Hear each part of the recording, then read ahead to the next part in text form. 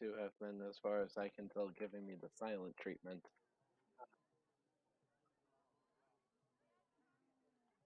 Although I think, yeah, no, Nikki's present. I think hers is a case of something with a family and can't verbally interact.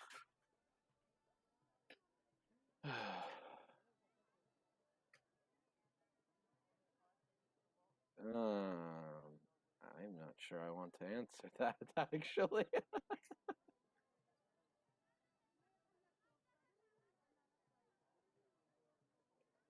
Yeah, so I'm going to plead the second. My favorite response I've gotten for that is, "What do you mean plead the second?" I'm like, "If you ask me any more questions, I'm gonna shoot you."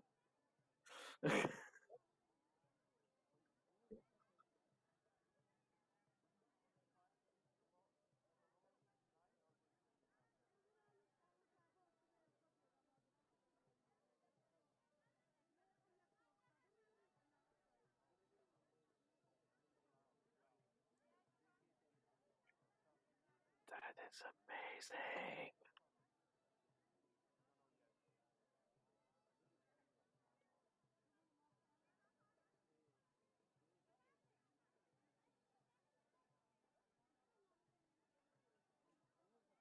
It would be amazing if that was out there.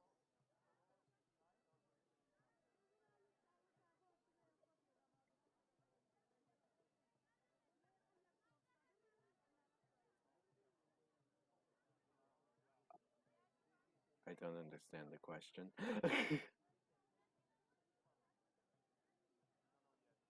Yeah, yeah, I got you. That's hmm.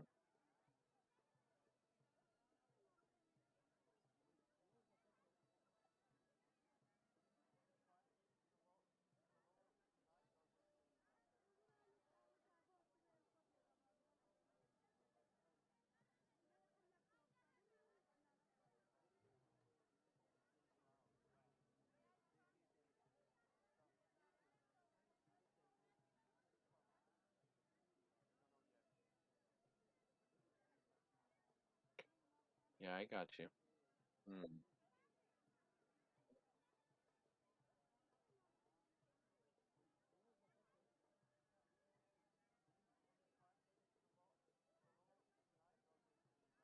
I don't know off the top of my head. Sorry.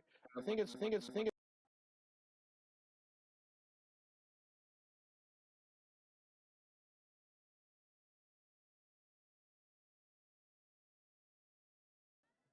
hmm, probably. Yep, it's 2060. So I just need, yeah, no, I have sharpshooter, so I just need to be within 60 feet of the stage, and I will be fine. And so with that, that means, and I think you and Nikki are going to essentially be ready to cast darkness. I think two large bulbs would be enough to coat most of the inner area. So with the crowd essentially blinded, I'll knock out the guard, out essentially like the cleric and like essentially like the church people on stage, and Dan will grab the guy.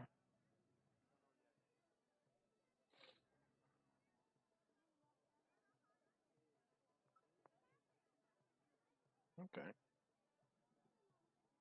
Seems simple enough. And if need be, I can ready an attack action, do that, and then immediately use a or I could just not even ready an attack action. I could just do a normal attack and then action surge, and I can hit. I can hit if there's even 4 or 5 people on stage. I shouldn't have an issue. Nice. I'm just if Also, I had a thought. If this character ends up dying, you know how the church calls all magic users devil worshippers? Yeah. I think I'm going to play a warlock that specifically focuses on essentially spells and lesser demon. I'm going to do a pact of the chains, so I essentially can have an imp companion. Oh, that's even funnier. It's gonna be great. Oh, did I hit reload? Oh, You did.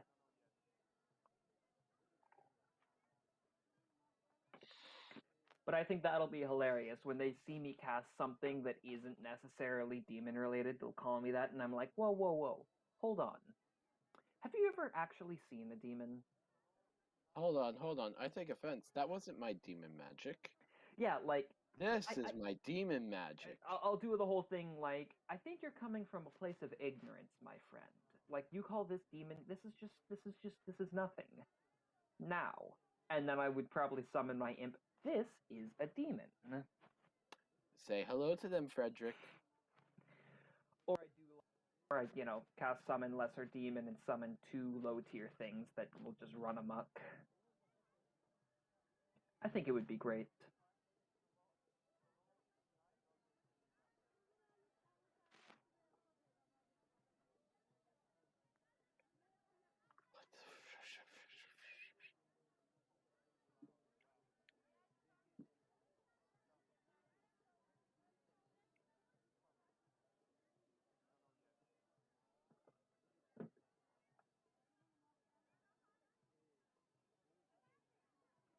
I don't even. Okay, this is fine. What's up? Enjoying stuff. Event pops up. I'm like, yeah, sure. Let's see. I could get some good loot out of this. And as soon as I walk in, I get mobbed, and I'm like, excuse you. What game is this? Oh, some mobile zombie apocalypse survival Okay. game I'd run into a while back. Mhm. The name's escaping me this moment, but I just didn't know if it was something I knew. I Also, don't. is that a Dan? It is indeed. Who is me? Meat is me. Can't. Okay, I actually need to put my headphones on then because you're speaking too quietly for me to hear you. Am I? Yeah, no, it's all good. I had them around my neck is all. I have forced you to be a normal person. Mm.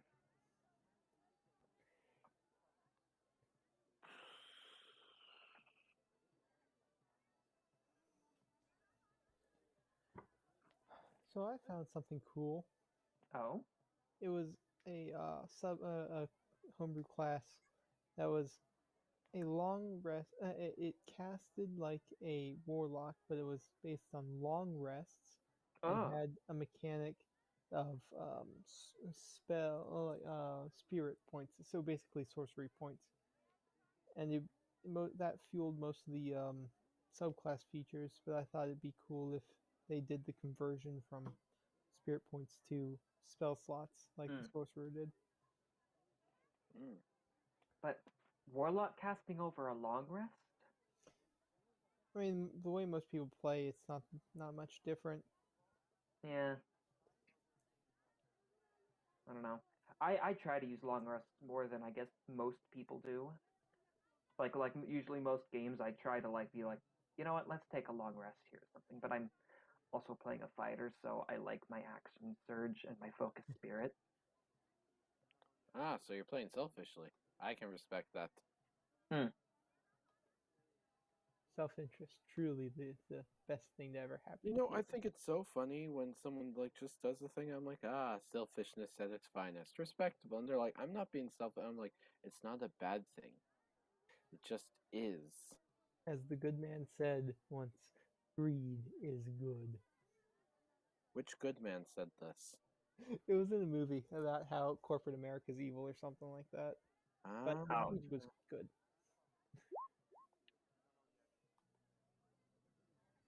so this is my fun one. I'm like, okay, you want hatred? Hold on, reload because Nikki,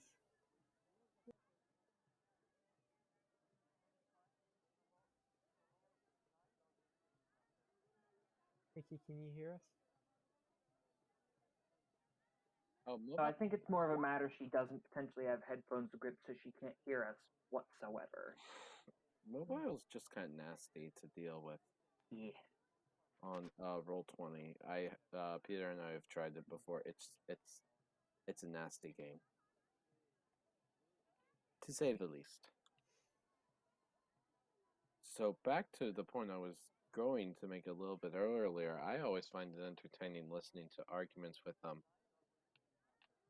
uh corporate America, and I'm like, okay, don't stop for a moment. You would be doing the exact same thing if the roles were reversed. Yeah. Don't give me this moral high ground until you can legitimately say you've engaged in self-abasement.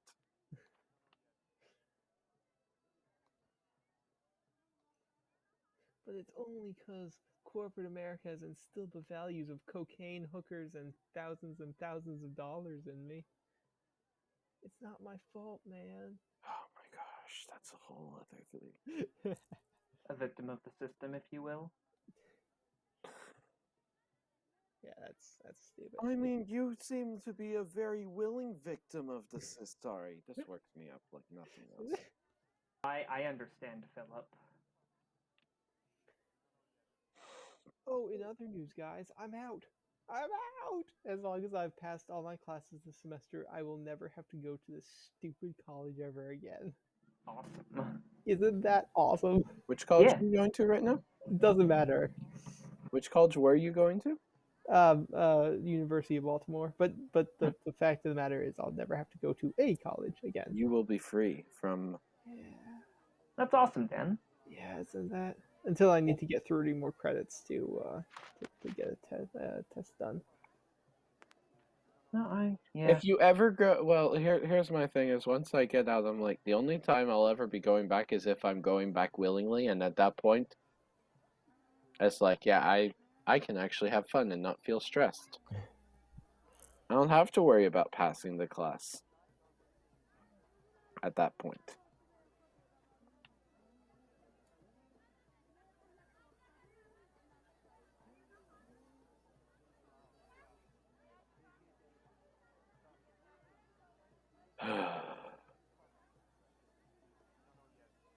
I had a fun bit. So one of the classes I'm presently doing is differential equations. Mm. And we had an exam yesterday. One of the things was what's referred to as Laplace transforms. Le Silly I don't know. French. Yeah. But anyway, so like I get them into their Laplace form, simplify. I'm like, dude, this is so great and easy. And then I go and I'm like, all right, all I need to do is convert back and I'm done. And I'm like, I don't know the right conversion for this. Oh.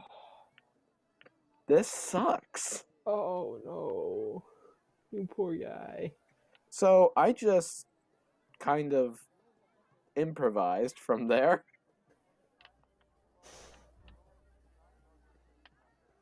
Man. That sucks. So close. But anyway, the other thing that was fun was doing that's not partial, that's a different class. Systems of differential equations, which was just eigenvectors and values, which we had done in linear algebra. So I'm like, oh, sweet. And our bonus question was just find the eigenvectors and values here. And I'm like, boom. I am the smartest of all the smarts. Mm. Freebie right here. This is fun. I just found a few cool things for cyberpunk magic D&D settings. Oh, cool. Yeah. Fun. Metroid. That's awesome. Oh, so here's my fun little bit to disturb everyone. Mm. So learning about history of literature is interesting. And learning the history that the romance genre has gone through was an experience. You A can call very... it gross. You can call it gross, you know. No, because that word doesn't even that word describes maybe a fraction of the intensity, but in the wrong direction. Like I was talking to my sister, I'm like, this would not pass today, like at all. Because like a common trope back in the day was and I don't know, I've not run into anything like this, but I'm not well versed in the modern interpretation of the romance genre. Was Fuck. That's girl meets guy, guy rapes girl, girl falls in love with guy. wait, what? One of these things is not like the other here, Philip. What do you mean? That's just every single step that you explained. Yes. It sounded like you veered off course and then right back on with no. Yeah, you ever seen those horror movies where it just flashes to something horrific and no one notices and then it comes right back? I'm utterly perplexed as to what you could be referring to. Yeah. No, I get what you're saying, and I'm just like, dude, this is from a whole there's a couple other messed up stuff like ay ay ay ay ay ay. Should I go on or should I just leave it at this? It's like it's messed up. I'm morbidly curious. There's another one. Um out in the West, girl living with her family, soldier comes through, right, and is lodging with them. And then the girl, in modern terms, essentially rapes said soldier and then becomes upset with him because he has to leave. What did you expect, lady? Right. She does it in the sense of, okay, now it's time to become a real woman. And it's like, yes, but That's not how. you're That's not how. But also no. yeah, basically. I'm just like, dude, this is messed up on so many levels. So, who's the main demographic these were selling to? I'm very interested in that. I think it was primarily the female demographic is the disturbing part. For both types? For the romance genre? Yeah. So meant to appeal primarily to the female. And did they sell well? Yes. Why do you think the genre took off? Uh, It's funny because as I read about it, and I'm not saying that I endorse every bit of literature that I have learned about, it's just something that fascinates me as a whole. Is because literature kind of represents the collective conscience of a society. of a certain area and certain very specific point in time. Yes.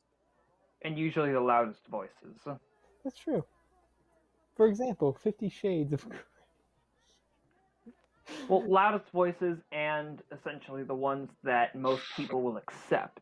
Like Well, I don't recall her the name, but question for 50 Shades of Grey is why did it do so well? That's something I, for the life of me, cannot.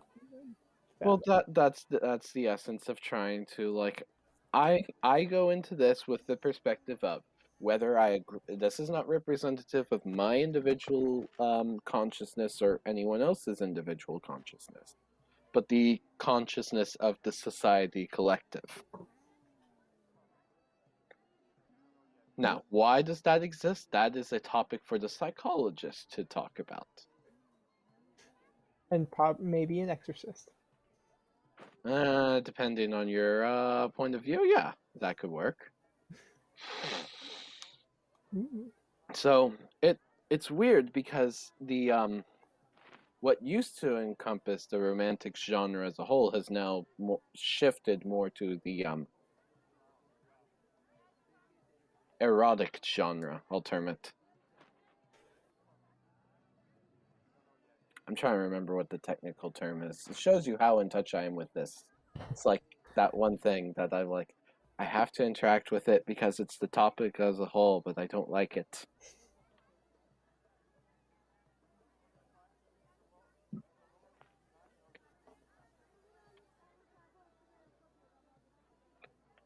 It's weird. People are crazy.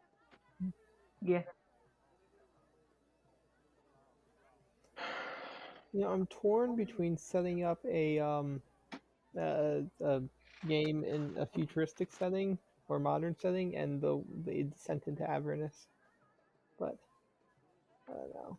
I'd have to find. Just make the modern world hell. That wouldn't be bad. That would not be bad at all. Oh, Connor, did you ever see that thing I sent you? Hmm. Which thing? It was a long time ago. It was an ad for a game called Necromunda, and I sent it with the tagline, "Descent into Avernus 2: City of Dis." And I'm like, yes, that would be so cool. That's. I'll be honest. That is not ringing any bells for me. Yeah, I figured. Never responded to it, so. No, it's. I don't know. Sometimes it's like I don't know. My phone is weird about notifications. Half the time I'll never hear anything, any kind of notifications I'll get on Discord, and I don't know why it is like that. That's okay. The communists have taken over. That's true. It could be the communists. Well, I mean, even if it isn't, I can blame them, right? Yeah, that's what the Red Scare's all about. Darn right. Ooh. So there was one student that I knew when I was in high school who absolutely perplexed me. Oh. He was simultaneously a communist and yet said, we need to bring the Red Scare back. I think he meant for his side. No. He was very clear about this. Because that's what some of us thought. It's like, oh, okay. It's like, no. They need to be attacking the communists. Does he just want to wipe out his supporters after I he don't gains know. I power? don't know the rationale. I told you it was confusing. It could be trying to set up like maybe a warped martyrdom type, like a martyr type mentality. If they're being oppressed, maybe they'll be protected. Hey, I'm all for the martyrs. They can be martyrs all they want as long as my guys are in charge.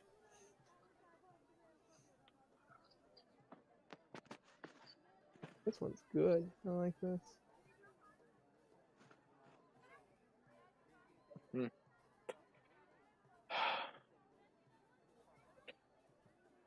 So tomorrow I go for my second microbot injection. I mean COVID shot. Yeah, I heard that can be bad. So. Oh yeah, it'll wreck you for a couple of days. Yeah. I got the first one and I was just like dead. Or yes. So have like pre-made or like just microwavable food ready or things such as that because you will not have the energy to cook or do anything. I just eat bread. You know what? That works. That is technically pre-made. Unless, of course, you set up your own dough and bake your own bread.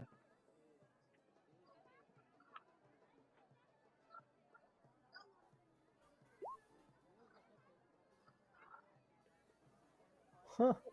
Lucky you. Actually, that might mean you had it before. But I heard that's common for people who've had it and got the shot without knowing. Well, the benefit I have this time is the first one I got was literally at work. They're like, "Oh, we've got some extra shots. You want one?" And I'm like, "Yeah, sure. That saves me some time." And then I was working for like another 5 hours after I gotten the first shot. Oh yeah, no, that would be rough. The plus side is I don't work tomorrow when I get my second injection. Nice. It's been really weird listening to conversations about the COVID vaccine because it's like, how do I disseminate between all of these different classes of idiots, basically? Yeah, no, there's a science to it.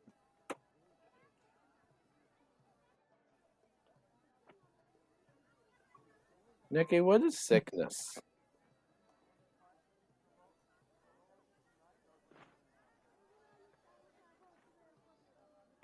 Oh, right. That reminds me. Someone finally managed to catch me while I was on Instagram last night. Oh? Oh, yeah. Nikki somehow pulled it off. I don't know how.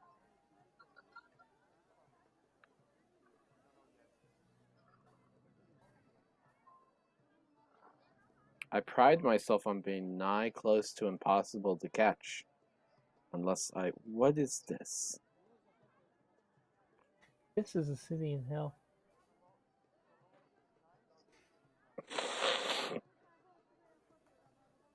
I'm just going to ignore that.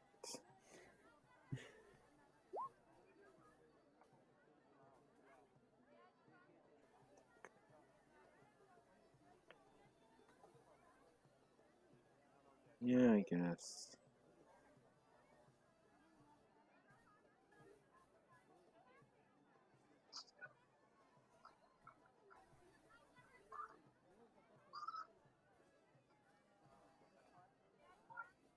Nah.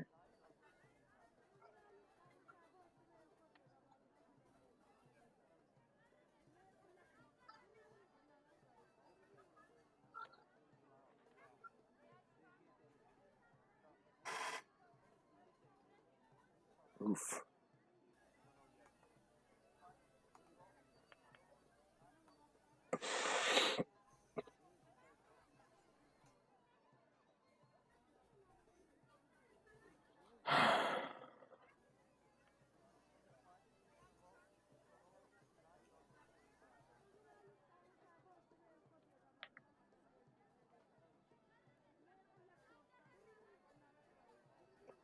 I don't know. I'm trying to think of other fun stuff for conversing with you humans. And yet, did Tommy give any like He said like I within an hour, right? yeah.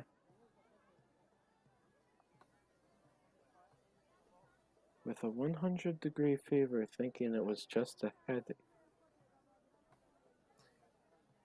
That's Yeah, devotion. That is the nicest thing I can say about it.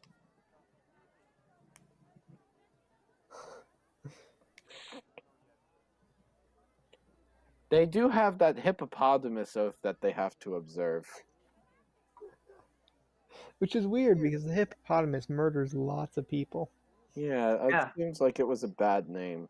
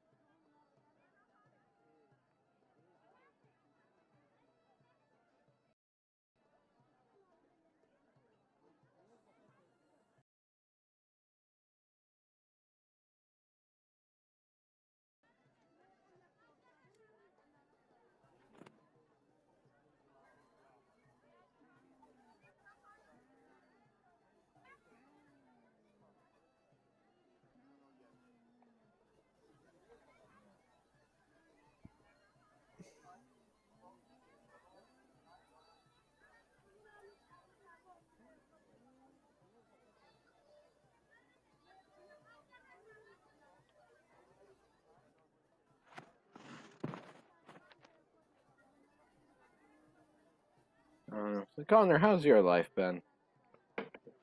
Very little has changed. I'm just still waiting to get the second injection so I can move on with my life. Then you can do the fun stuff. Mm-hmm. Like, Commit heinous acts of violence. Indeed. yeah, basically.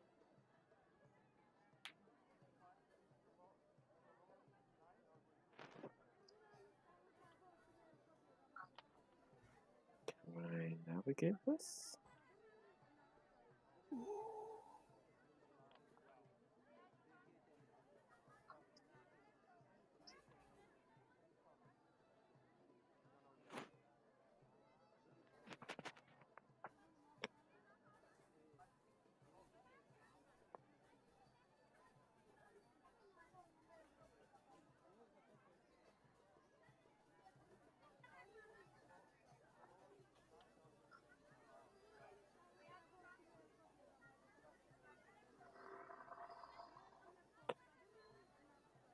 That was awkward. Okay.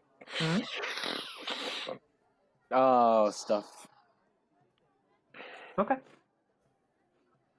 I don't know.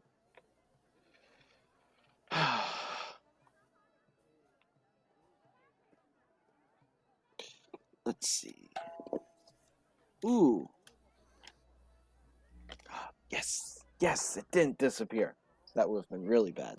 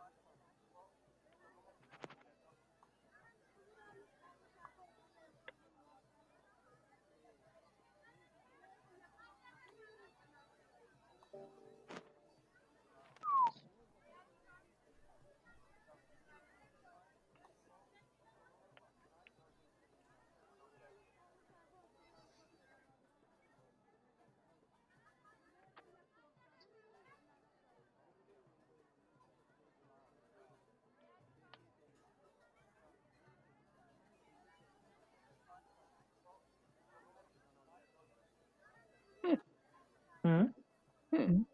That's Hmm. about it. Yep, just a Okay. Indeed.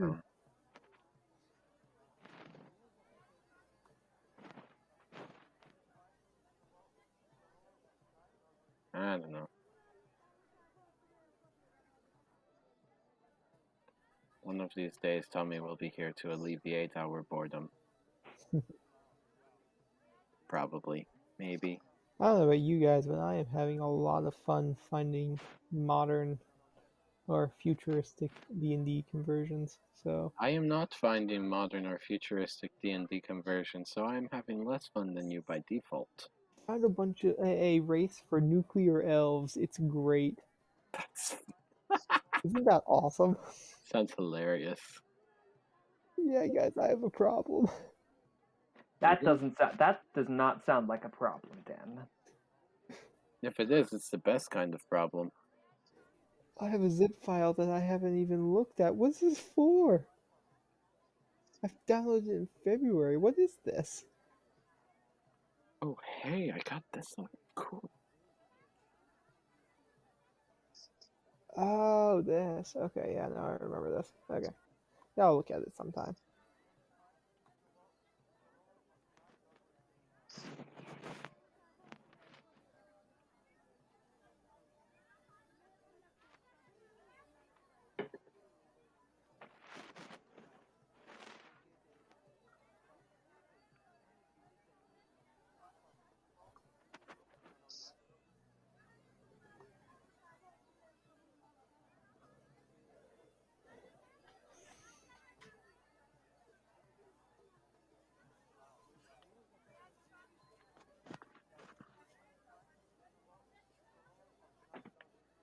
Okay, yeah, I already have this done.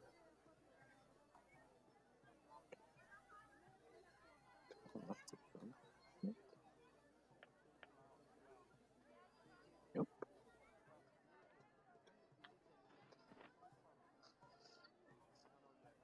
Ooh.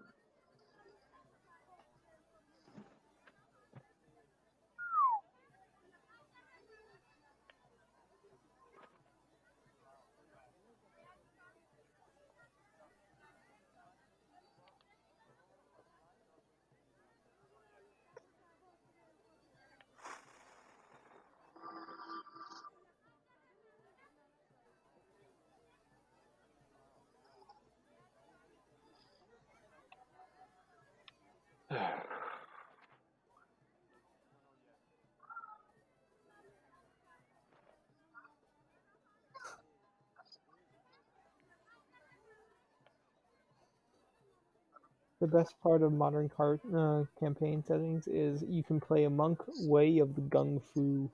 I love it. I'm Keanu Reeves, and I know gun fu.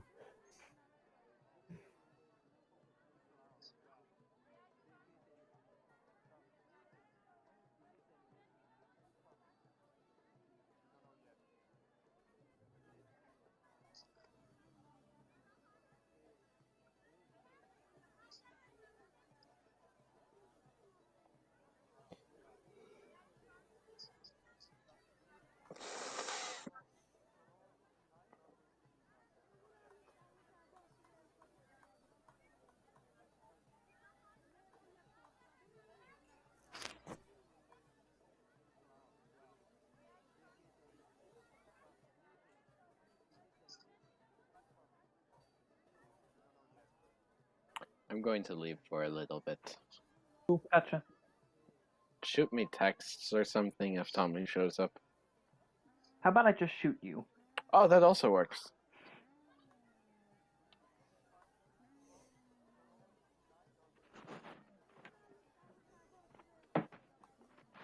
And then there were two. Mm-hmm. One down, two to go.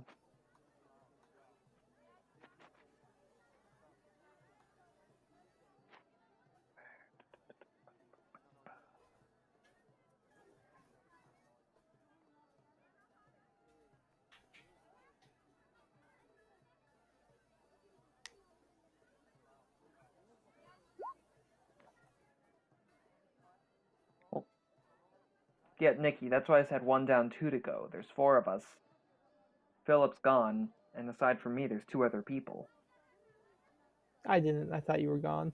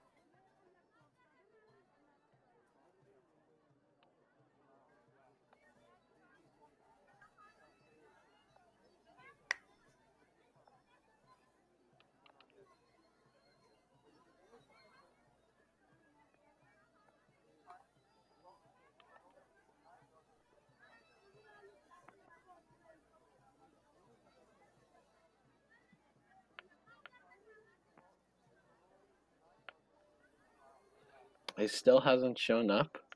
Nope. Nope. On the bright side, I found the Star Wars 5e conversion.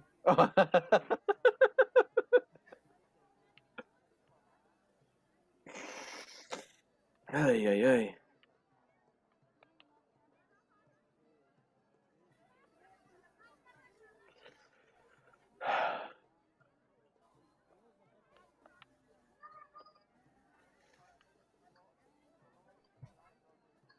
Oh, and Avatar. That's pretty cool.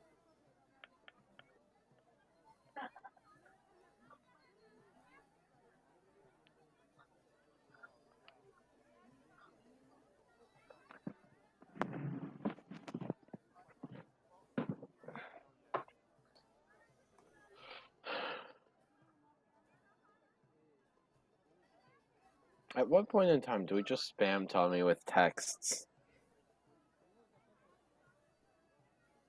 Not yet. Mm. Besides, I'm gonna force you guys to look at the thing I was talking about and ask you if you think it's okay. Okay. Look at this. And tell me if it's a good idea.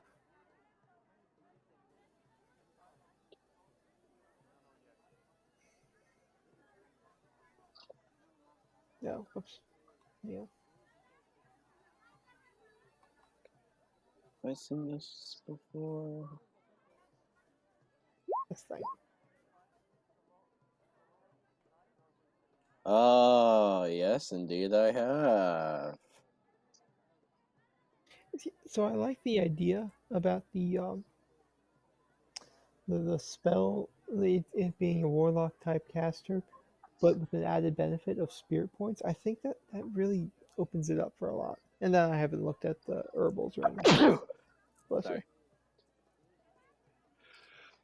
you. Bless you. It's the same thing as the Eldritch invocations Mm-hmm. in practice. Okay.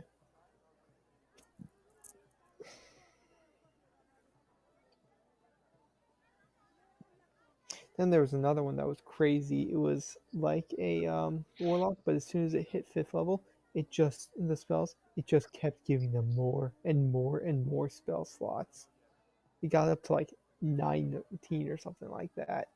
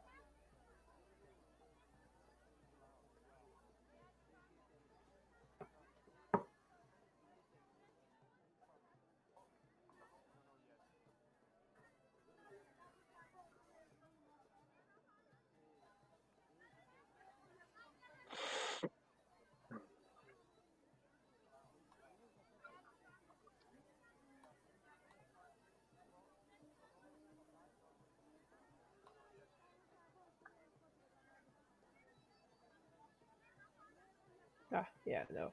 Here it is.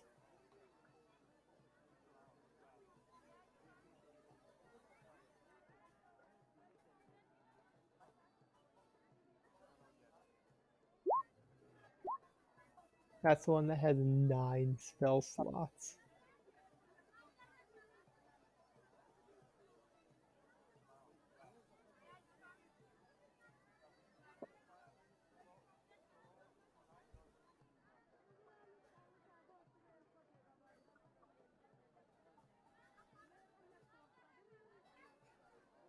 Fascinating. Which one? Oh, the most recent one. Hmm.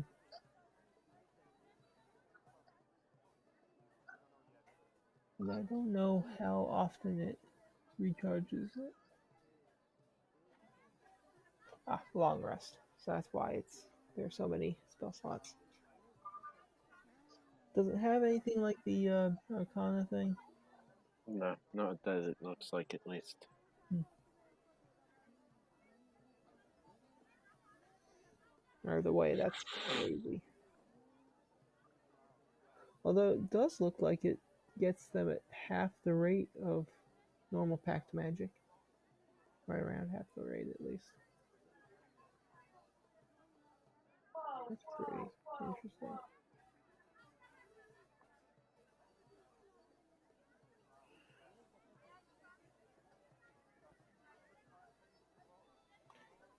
Anyway,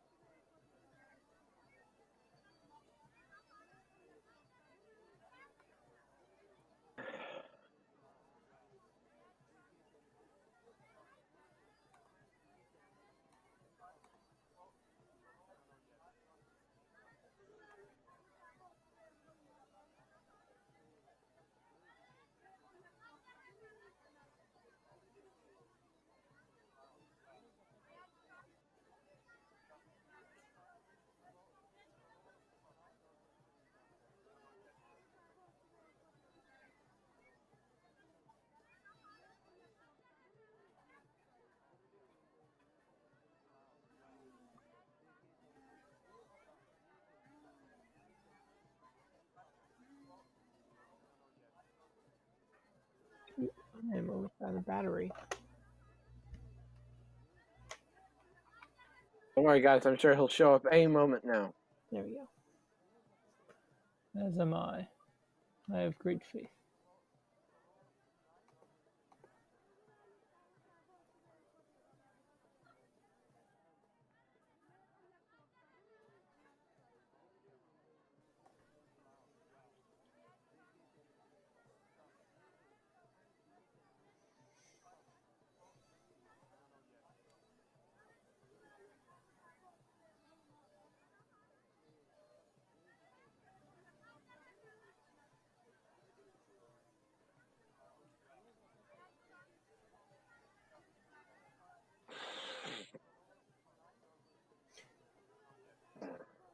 So, of the two shamans, what do you think is better?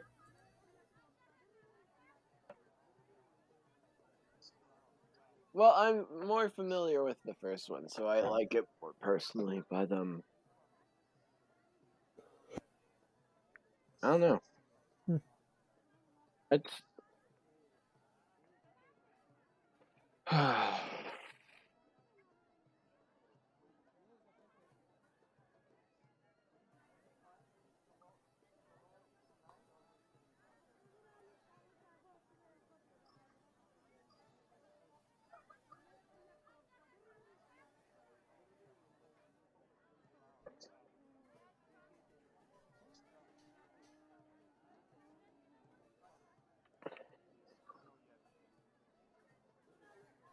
Yeah, guys, I have a problem. what's your problem? My problem is I've downloaded so many new spells, new monsters, new rules, and there's no way I've ever read even half of these.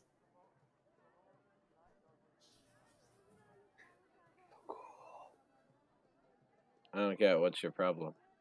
Uh, the problem is I keep on looking around. I just found one that's a GM binder for a city. That could be interesting. I've just plop this in hell. See how that goes.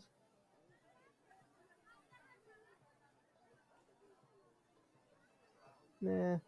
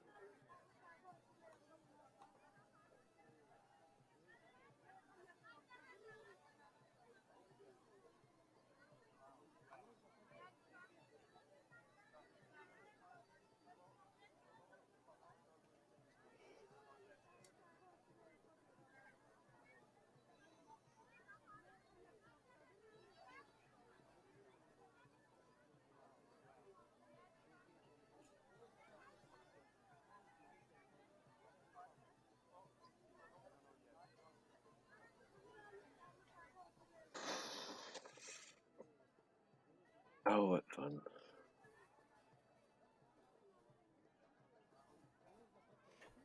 Has anyone played the Shadow of Mordor games? Shadow of War? No, I don't think I have it live. They're fun. And someone made a homebrew class based on the main character.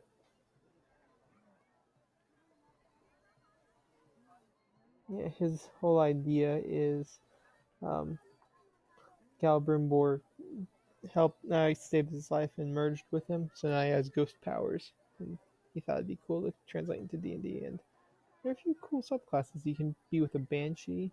You can be with what else can you be with?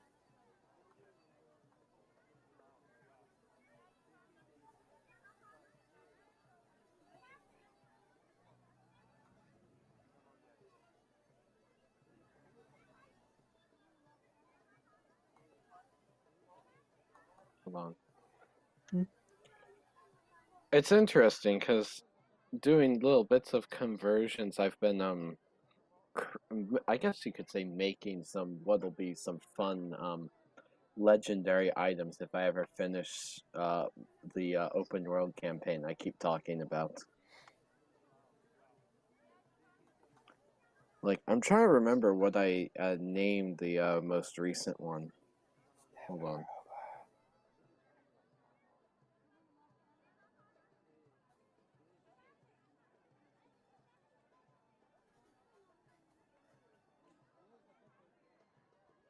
There it is. The Spirit Down is what it's called. I thought it looked pretty cool. Right, here's what it is. Um, the Dark Sword of Bitter Lies and Betrayal. Well, I trust it with my life. Yeah. So Truly. it's something of a cursed weapon. When you pick it up, you need to make an intelligence saving throw. Upon which, if when you attune to it, I should say, you need to make an intelligence saving throw. Upon which, if you fail, you just disintegrate on the spot. Ah, yeah. So that's not However, if you good. pass, um, All damage it deals is now that is dealt by the sword is necrotic. You ignore resistances and immunities to necrotic damage with it. I'm sorry, what? Hmm? That's extraordinarily powerful. Yes. Well, there's still more beyond that. Oh, is there? Yes, any damage that you deal with the sword, you then receive that in healing. Huh. Yeah, And that's not halved. That's not halved. Now that. that said, this is a legendary piece of equipment. Yeah. Um. It should be. That's. What is this? Wow. Oh, just one of the items, homebrew items that I made for the open world campaign. Oh, a If legendary piece of gear? Here, real quick, before you tell them what it is, if I could suggest a single thing, uh, Mhm. I would say make it so a lot like a Veth Stagger. You're in Critical Role. Have you figured out? Have you found out about that? No, I've not heard about this. She can burn hit dice to do more damage on top of her sneak attack. Oh, fun. Hmm. So I'd suggest making that amount of damage. You Necrotic. also have to understand that that might be in the hands of an assassin. So if This they is burn true. 5 hit dice on top of sneak attack, and that all gets doubled. Oh, well, like, for said weapon, if you add bonus sneak attack dice, that doesn't apply to the healing. Ah. Just the weapons dice. What kind of weapon is it? It's a sword. It's the dark sword of bitter lies and betrayal. Hmm. When you attune to it, you need to make an intelligence saving throw, upon which, if you fail, you just disintegrate on the spot. Oh, okay. This sounds like an artifact then, not a legendary item. That is more accurate. Yes. Okay, there you go. I'd be more comfortable with that. Yes. Okay, fair enough, fair enough. Legendary items are usually really powerful, but they still follow the normal rules of magic items. Artifacts are the ones that add incredibly new mechanics and intentionally circumvent what would normally be seen in the game. In the game's lore, the legendary weapons are the things wizards spend their entire lives and 15 souls of their assistants to make, and artifacts are what the gods did coke on and fused to the mortal realm. Ah, fair enough. Yeah. That, Isn't it like the dwarven axe of rulership? Is that a legendary or an art? I think that's an artifact, right? I don't know. well, what's funny is this is a series of several weapons that hypothetically can be folded together into the Fate Render,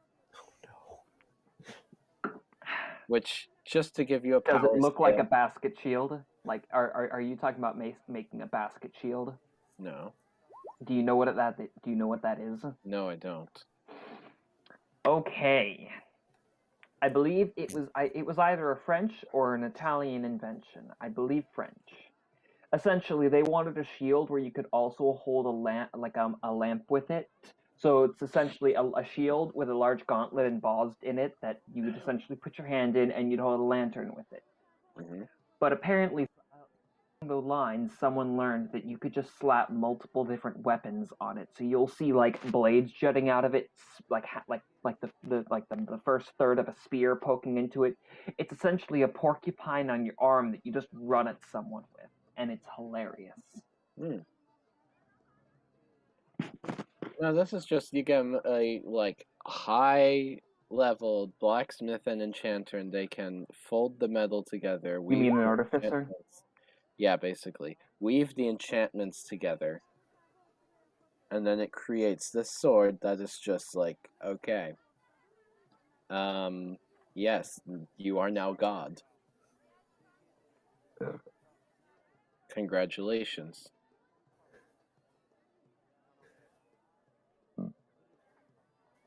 Let's see. There's another one. I haven't settled on a name for it yet, but it does lightning damage, and anytime you hit, lightning sparks off and does I can't remember the damage I'd specified to any creature other than you within like a 15-foot radius.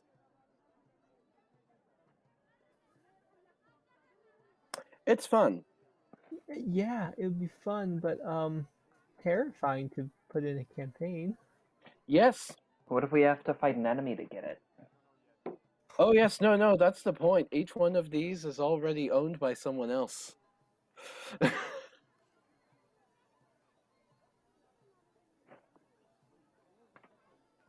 So I called Tommy at about 6:10, and he told me he was cleaning up and would be here soon. Has he hopped in at all since I've been gone? Nope. No, and I'm willing to let him, Yeah.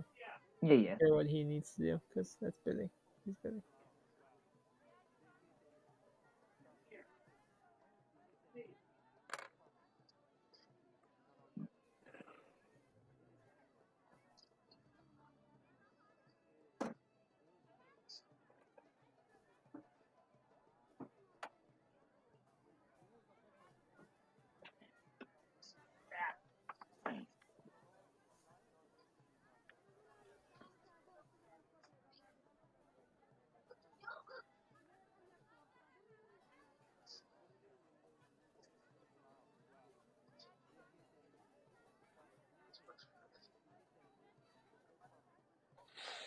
I'm going to depart. More interesting things are happening elsewhere. Mm. Shoot me a text if he shows up. Will do.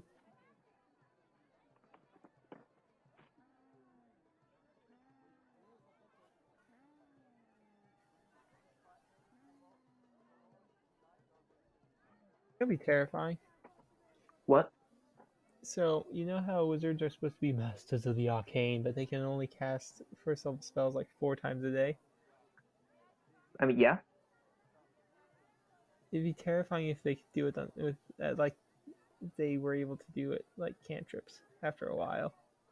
Well, I mean, there are some methods of doing that. Evocation wizard, I believe, as normal wizards or simply evocation wizards, as they level up, they can choose at high levels. They can choose a few spells that you can just cast infinitely. Just a couple favorites. That's Oh, terrifying. not basket shields. They're lantern shields.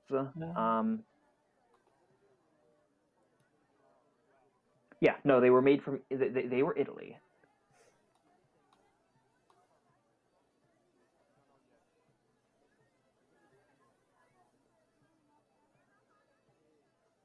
Just look up like Italian lantern shields. Some of the pictures are just.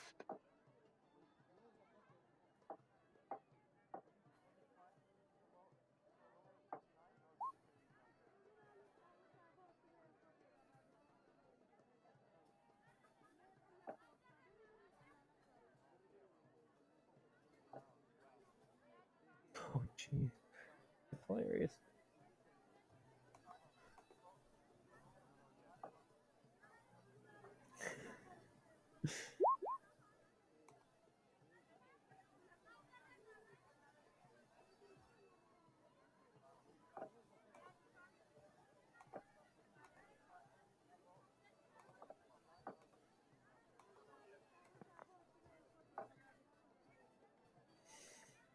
Originally built to simply hold a lantern, but then they decided to strap a spear to it.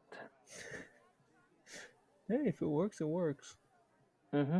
Apparently, Italy is notorious for coming up with weird like weird things like this. Oh, this looks like a shield with a gun attached to it.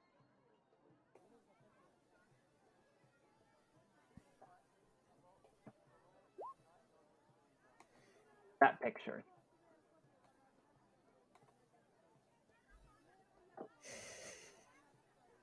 When Captain America throws Yeah, no. Buckler with matchlock gun. Oh, what's that anime? The Shield Hero. Yeah. Suddenly he has a gun, and now no one can stop him.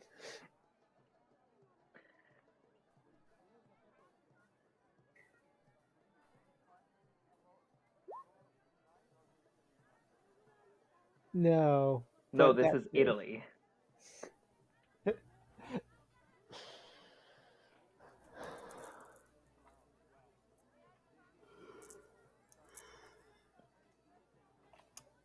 Someone text Philip. Right, I got it. So what is it, Tommy? A DM is never early or late. He gets here right when he wants to. Exactly, Connor. Thank you. Okay. So, Tommy, I'd like to start the game by doing what I told you I was going to do. Let me Is put he you on diving off whisper of- so you can remind me what that was. Nikki, I think he's cliff diving into the street. I'm just gonna guess. I don't know if it's true or not, but I think he wants his character dead. I slaved away. Wait, he can't hear me.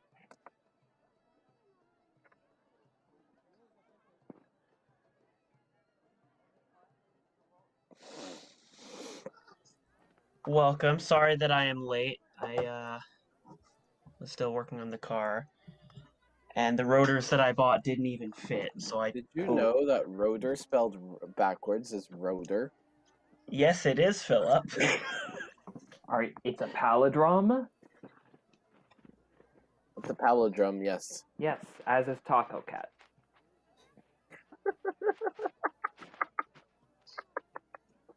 And a butt tuba.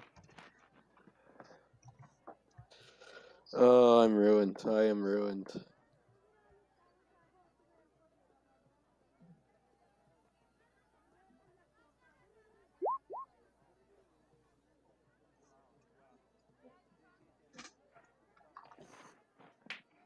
Oh, for some reason that reminded me. Someone wrote up the Teletubbies as Eldritch Abominations. It's hilarious. They were not Eldritch Abominations. I would put them as essentially Eldritch Acolytes. Okay, that works. Their CR like 20 or something. So My favorite conspiracy theory I've heard regarding the Teletubbies is that Donald Trump is the purple Teletubby. Yeah. No, the CR20 is Barney with a shotgun. yes, that is accurate. But if you don't move, he can't see you. The CR25 is why am I blanking? The actor that did Austin Powers. What's his name? Great DM, what's going on? Well, you guys, when last we left off, you all were planning to sneak into the church, I believe. You're planning your way to get in. They actually Yes. invited us. They did. If you would like to use that.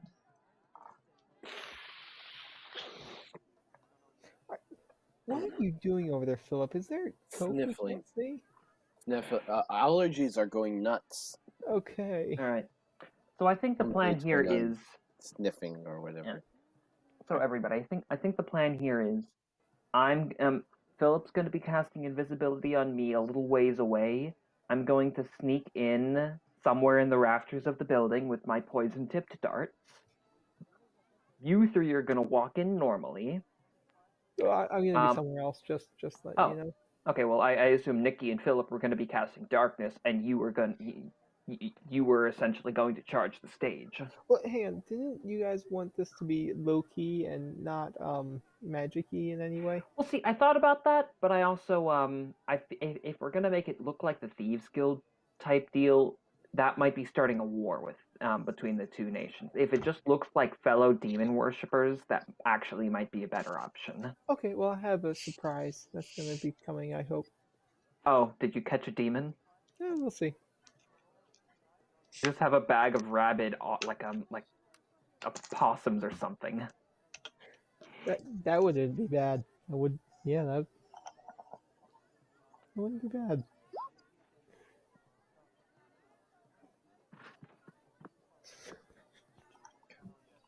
But I am going to incapacitate the guards on the stage. I assume since Nikki and Philip had magic and they both had access to the darkness spell, they'd just be casting both of those to essentially blind the crowd. And then Dan, our big guy, was going to go and grab the other person on the stage and bolt. I'll get there eventually. Just don't worry. Well, this is a time-sensitive mission. Okay. Incredibly time-sensitive. Good. Tommy, for what I'm doing, would I have a guess as to what time to start to get that the ball rolling by the time Yeah. that they hit their distraction? Okay. Right around the time the tide comes in. Okay. So All right, cool. 5. 5 in the No, evening. 5 to 8. All right. Well, I mean, I thought we were gonna like meet up at 7:30 so we could get ready for the whole thing beginning at 8 o'clock. well, if I can. You guys have your deal. I'll create a pretty big All right. distraction. And Well, I think we had sorted everything out last session, and we were gonna open up with essentially starting at the beginning.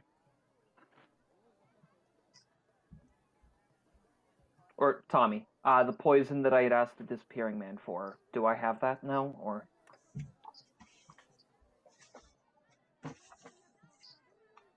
Yes. All right.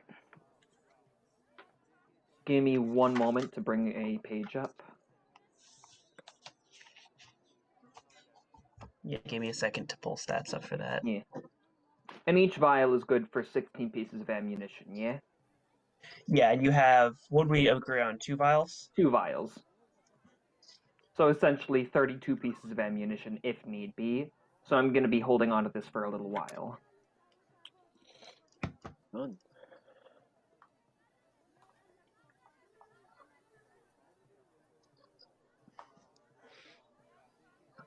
Ah, that's higher than I thought it was. That's okay.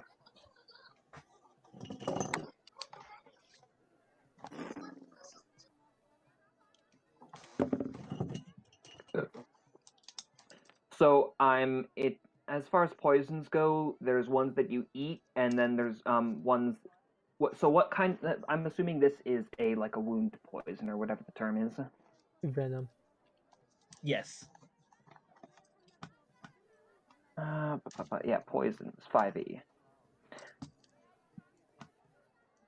Yeah, it's an injury.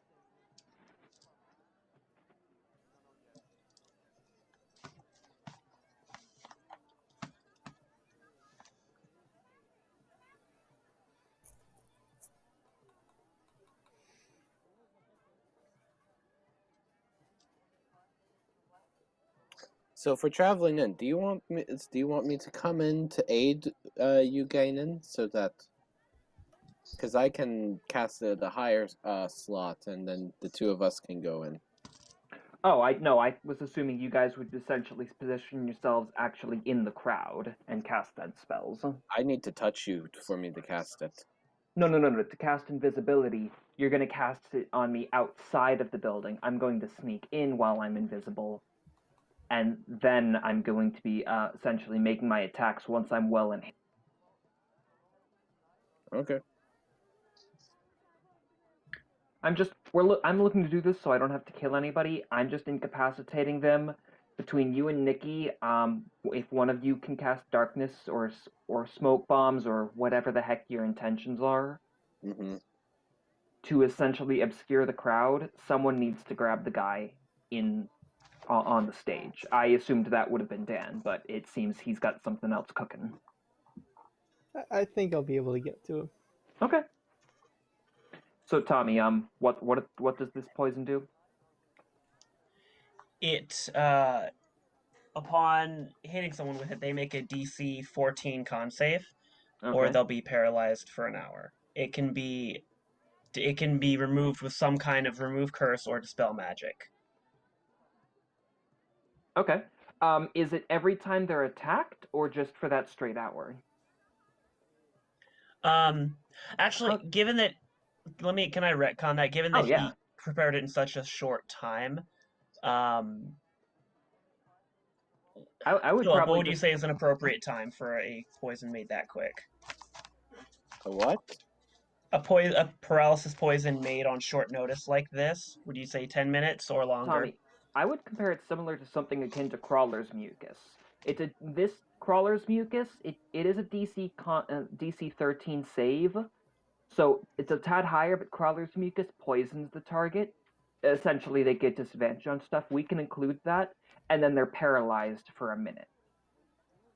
And they repeat the saving throw at the end of each turn. Usually stuff like Dispel Magic doesn't really affect something like this. They just repeat the saving throw every turn. Yeah, just run it the same as Crawler's Mucus. Okay. So I just have 2 vials of Crawlers. But this is it's technically an injury. Crawler's mucus is a contact. I'd need to like brush it on their skin. Yeah, this is a contact. This is a. Is it still a DC 14? I'm gonna say this is an injury poison. Okay. He altered it to make for since you wanted it on darts. Yeah.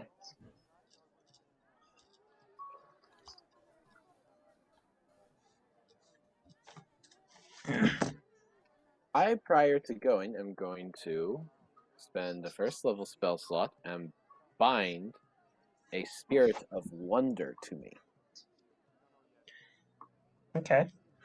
Only those who are such inclined will know this, who have that kind of sight, like seen into the ethereal plane, will be able to notice I am being stalked by a ghost. Okay. As it were. Guys, I'm gonna hop out for a second and back in. My roll 20 a second ago wasn't laggy, and it got laggy out of nowhere. Okay. Which, for your guys' sake, I can, hold on. Wonder, I said, yeah. So I can impose disadvantage on insight checks on anyone within 30 feet as a reaction, and if worse comes to worse, I can just be, oh, look at me, and impose disadvantage on anyone who's trying to notice anyone but me. That's pretty good. Yeah.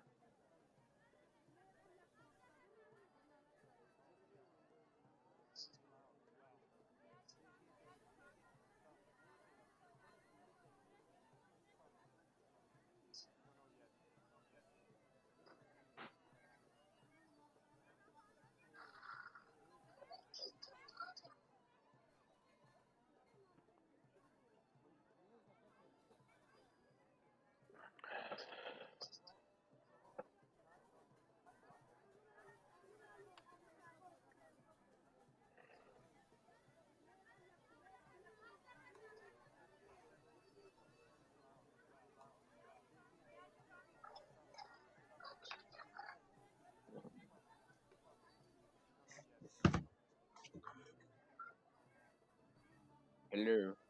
Hello. That is so much better.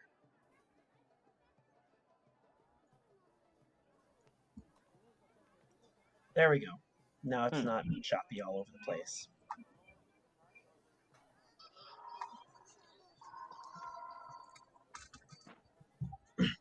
So Dan, when you get to where you want to start your stuff, let me know. I'll put you on Whisper, and you can make any rolls or checks that you need to. Why am I suddenly worried? Don't worry about it. That's literally the opposite of what the sensation I'm feeling right now is. It'll be fine. Don't worry. That does not reassure me. Probably just whenever you have time, we can work this out. Okay. Actually, I do have a couple questions, so I'm going to put you on Whisper real quick. Wispy. All right, so this plan needs to work without Dan completely, so who's grabbing the guy? Philip, you have a comparable strength, so you might be the only one who can carry him. You don't know my strength. It's a 13. Is it? No, it's a 14. Even better.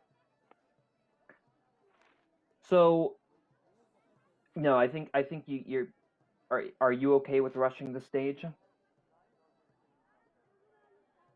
That means, Nikki, you're gonna have to be casting darkness and throwing smoke bombs and such. Does that work?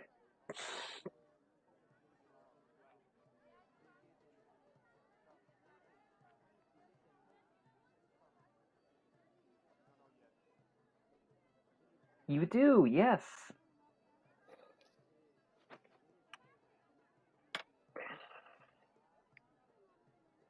Just also bear in mind that I would have been a heretic and thus am known by the church already, so this will be fun. Yeah. They're probably not screening everybody who walks in.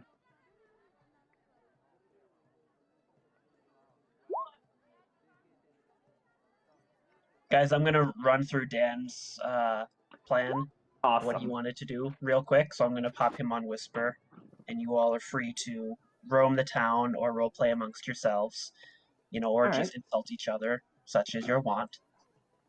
All right. So wait, Philip, what's your new character's name? Shava. Alright. So, Shava, I hate to pry, but, why are you running this morning? You've seen how magic goes over. Oh, okay. I didn't know if it was a magic thing, a crime No, thing, no. a slavery thing. Exclusively magic. Well, I mean, do you know what they do with heretics? I'd hazard it was, either some form of public execution. Depends on who gets you, but mine was the case of enslavement. Ah. Okay. Well, I mean, hey, good job for getting away. Luck of the draw, as it were. Well, I mean, yeah, luck, you did kind of run into us, which seemed as a bit of a serendipitous opportunity for you. Oh, no, I like you guys more. You guys smell more familiar. Is that because we all kind of have the gift? No, not you. Like, I guess mostly the other drow smells like those who were from the other.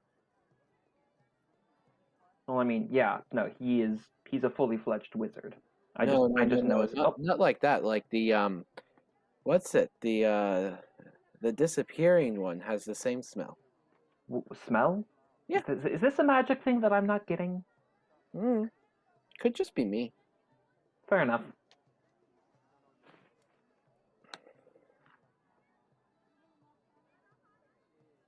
Yeah, probably.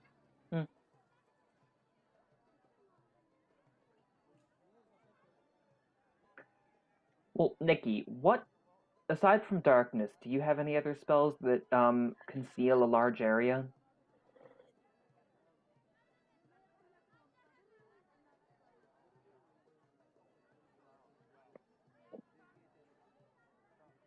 The only one that I can imagine would be something like fog cloud.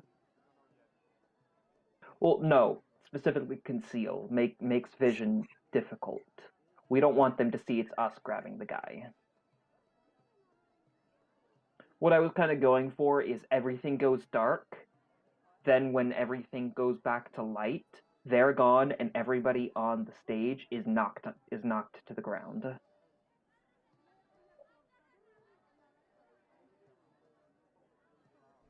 What?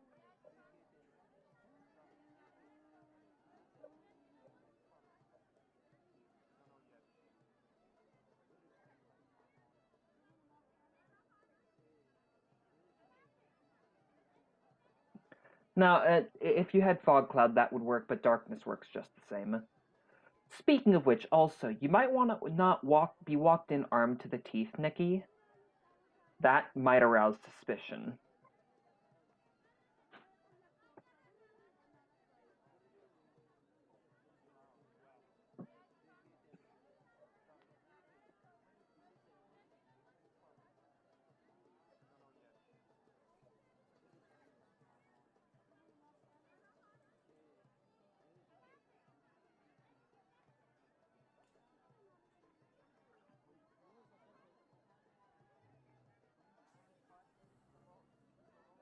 I was going to propose that you only take the number of knives that you can conceal, because there probably isn't going to be a pat down. They'd only pat you down if you look like you're hiding something.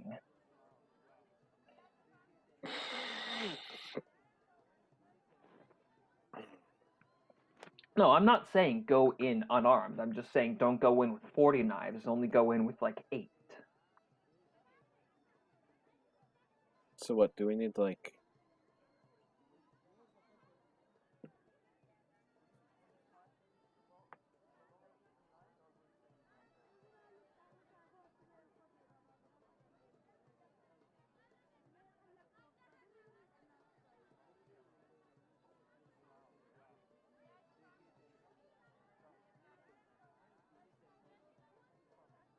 Continuing the roleplay as we're walking along. So I'm a little confused about a few things with you guys. All right, so ask away. So what's your stake in this? Me? Well, let's just say I have more reasons than just protecting myself to get a tad more powerful. I mean, this place is not the only place I have enemies, if you will. Oh, step up the ladder. Eh. What's with the sea elf? Your guess is as good as mine, if I'm being honest. Okay, fair enough, fair enough. He's caused more trouble than good at this point, but you know what? He's to have around. Is that the case, or has he just caused more trouble than... Well, trouble's easier to notice as well. Yeah.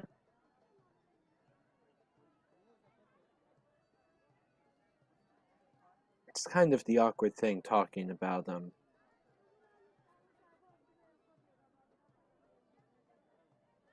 just conversation in general becomes difficult.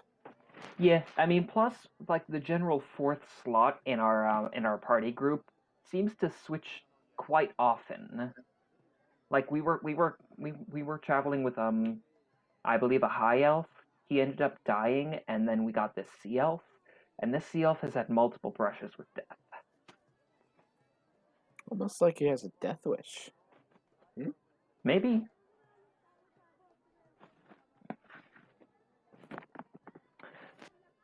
Speaking of which, where is he?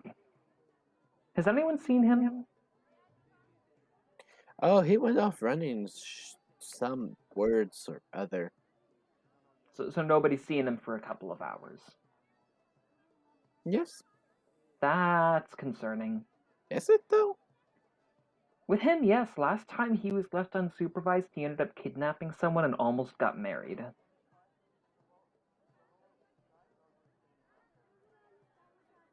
And then almost committed a litany of felonies and assault.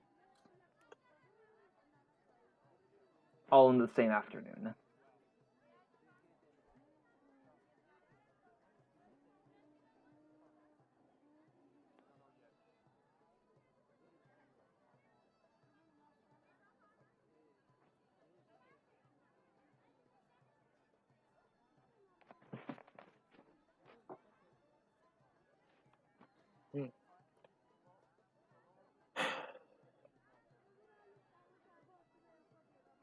Well, good fun there, I suppose. Yeah.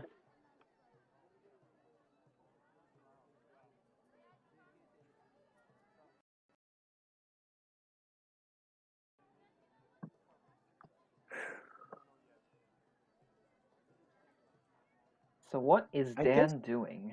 I guess the other question I have is for you, Sorn. You just will not stop looking at me like that.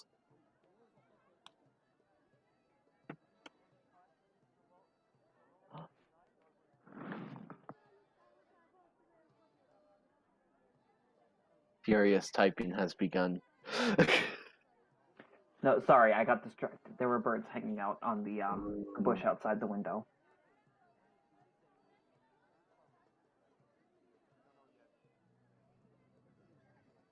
It's good to be distracted by birds.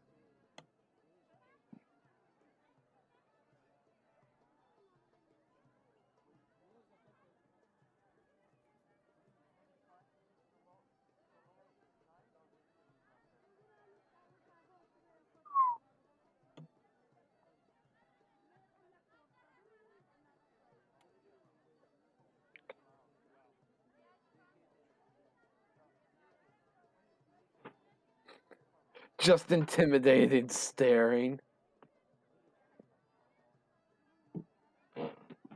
Confused screaming. Nikki, where's the frying pan? You know the meme template. Oh, sorry about that, guys. Okay. All good.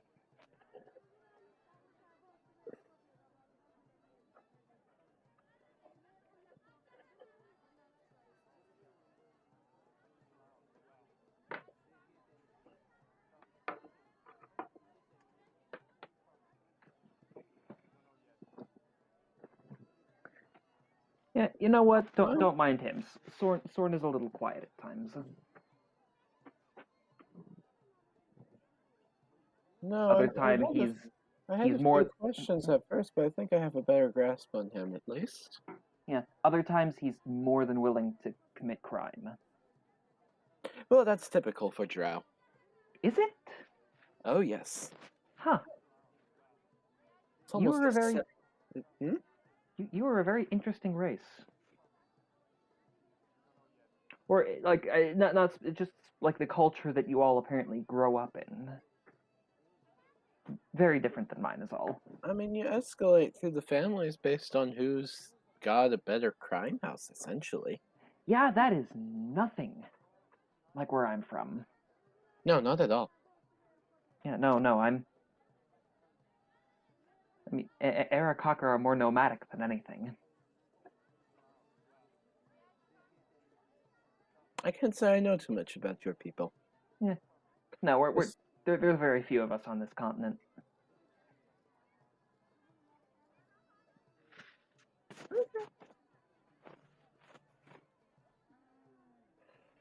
The only other person that I've run into that knows much about us wanted to eat me, so it's not been a warm welcome. I mean, to be fair, you do look like a bird.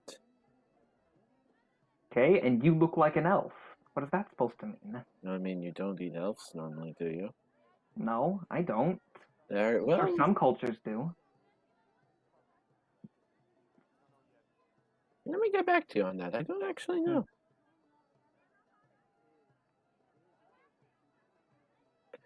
I don't know.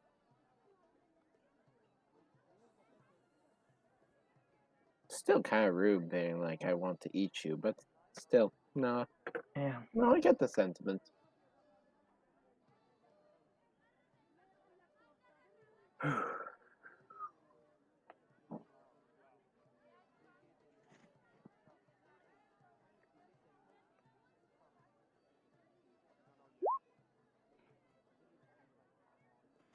Okay, so what's my situation? I've got an Aarakocra trying to, I guess, cut off their debts or whatever.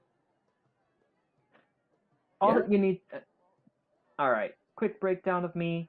If it's at all possible,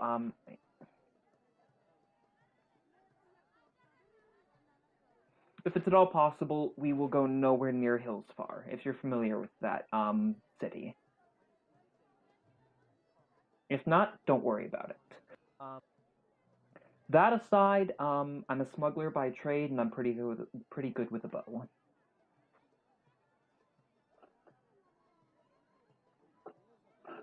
A smuggler. Yes. As in, like, circumventing the law, No, I mainly tax and tariffs on goods and incomes going in and or out of the city. I got you. Both either by flying over the wall at night or forging documents. Trying to appraise my situation. Mm-hmm.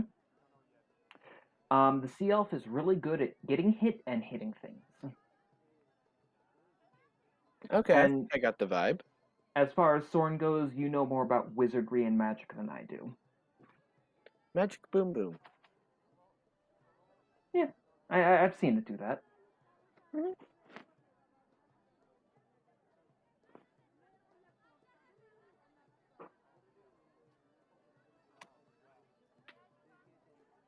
But I've heard Sorrn call himself a blade wizard many times. Yes, I've heard bits and pieces about that. No, sorry, a knife wizard. My bad. Okay. Oh, that's just a variation of the more So, general Dan, form. why are you grinning? Because Yes, it he's worked. happy. It worked. I need So- context. I need no context. Explain nothing. Dan, I want you to describe like what you say to them when you go to leave. So I'd say, this thing probably won't work. But I think I can cause a pretty big distraction, and I Please go don't. out and start swimming. You know what? He's swimming. He can't cause any trouble. It's fine. Yep. Oh no. He found his Leviathan friend. All of the sea creatures hunting it. Or the crabs are back, guys. So, about a half hour after, I'll say about an hour after Dan left, you guys are still planning, gathering materials and everything. And you're on your way to the church. You see a storm brewing out in the ocean. enough that it's casting giant waves up onto the seawalls, Mm, and the storm is reaching into the city as well. And Dan has still not come back. okay. Again. Sorrn, you find high ground. I'm gonna grab Philip and fly into the air.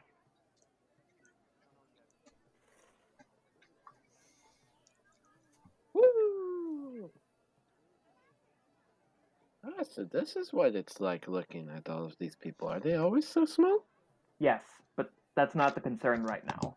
And I would like to essentially deposit Philip on a nearby building roof a little closer to the church. Well, Nikki, don't you have like teleporting spells? Or like I can grab you after. Yeah, I'm just would I have the time to essentially grab each of them and deposit them onto a roof nearby the church? Oh yeah. All right. So they're both on higher ground. They're not going to drown in the street. Yes. I would like to fly towards essentially a good 100 feet in the air. I would like to investigate nearby to see if I can see Dan at all. Okay, you fly way up in the air, and you just see this roiling, tumultuous sea that based on the reactions of people by the docks, that this town doesn't get storms like this all that often. Mm. And while you're looking to see if Dan is anywhere among the docks or among the people, you see the water begin to bulge. And soon after that, you see well, it doesn't seem as large as the krakens you've heard of. You see still a large kraken, this scaly, shell-covered beast, burst out of the water and roar with its big, giant, toothy maw, flinging seawater and spittle onto the docks. Oh man, now I'm craving sushi. Is right on top of it. Wait, sorry, what was that last bit? And Dan is right on top of it. I'm just gonna sit there with my hands and just can he see me? How far away are you? Probably 200 feet. Maybe. It is pretty dark with So the storm who has gathering. seen that? I have the eyes of the eagle, so I can see perfectly Who's seen in clear. Cthulhu Allspark is riding atop the Kraken so far? Me. Just you? Okay, cool. I have the eyes of the eagle, so as long as something is more than 2 feet across, I can see it in clear view from over a mile away. No, Sorrn, that's not entirely true. What about fish? Oh yeah, how bad is the storm? Nikki asked. This music does not go with the current vibe. Oh, you know what? You're right, Connor. Thanks. The storm is not quite to where lightning is striking in the city, but soon. Okay, next week I'm treating you to a mackerel.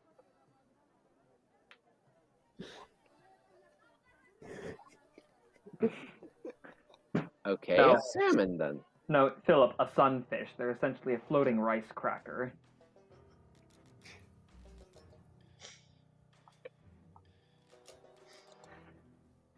Nikki, I like Nikki, like Sorrn is just, the sky is mad. Can you turn it down a little bit?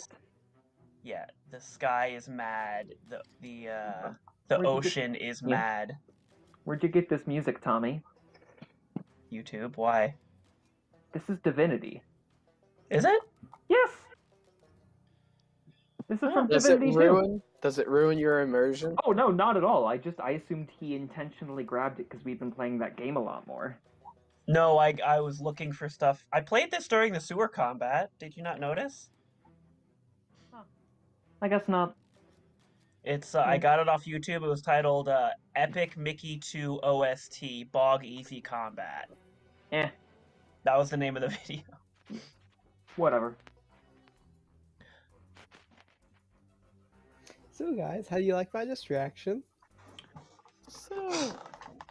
Oh. This seems more is No. This is a good distraction.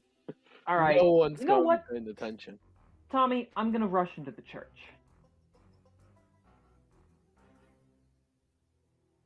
What does the inside of the building look like? Are you grabbing Nikki and No, Philip I'm the away? only one who can fly. They would drown in the building. Well, the water's not in the city. This is just out by the docks that the waves are crashing. Okay. If There's outer breakwaters that are stopping the waves. for now. Yes. So the city's not flooding at all, and the area where the church is on raised ground. All right, if that's the case, I assumed it was going to be breaking any second. After seeing that it seems structurally sound, I would probably grab them and then we'll just rush the church. Okay.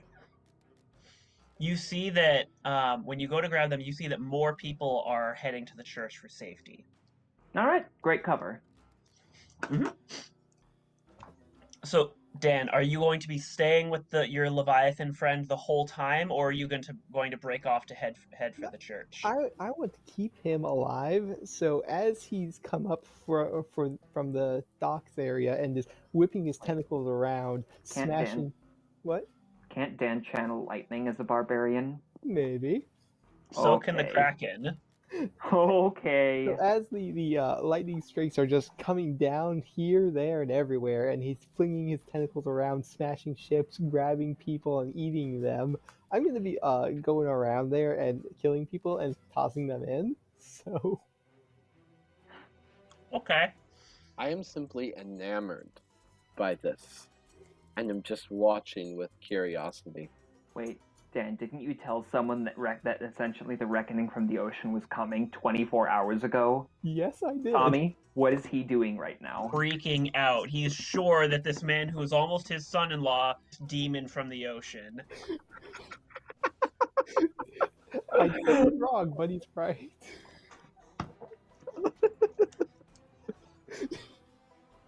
I just want to imagine, like, Roland's out in the wilderness right now and hears that commotion, goes and looks over and is like, what the actual heck is wrong with them? Hey guys, how petty should I be?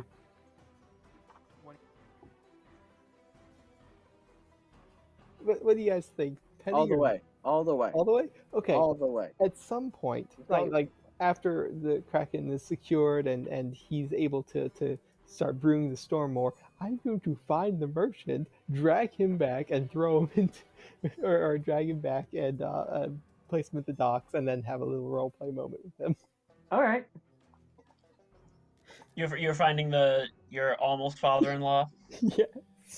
So you actually find him as he is taking his daughter to the church for refuge.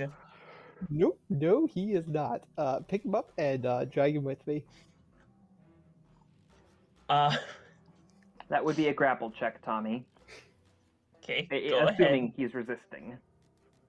Yes, he is resisting. As a barbarian, I think I'm okay with this.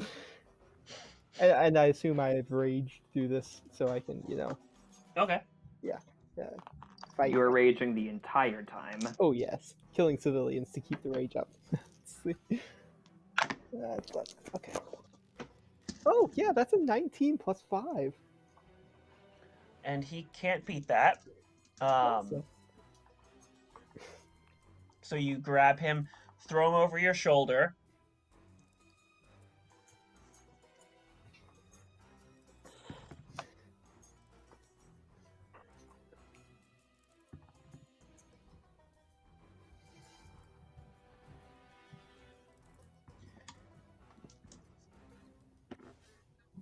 Hey, Dan. Yeah. Take 6 piercing damage as he pulls out a dagger and stabs you. Okay. Oh, that'll keep your rage up, right? That's Given that he's over your back, you wouldn't have had the opportunity to try and dodge. Yeah, and since that's halved, it's only 3 points of damage. Yeah. I would like to take his arms So and break them both.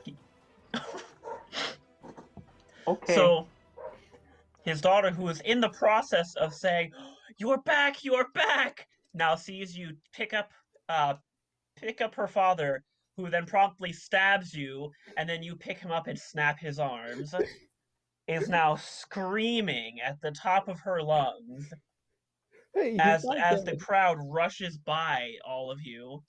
I don't like this. He's not dead. It's fine. He is now screaming. How bad did you break his arms, Dan? Oh, not bad. Just at the joints. Oh, this is fascinating. Just at the joints.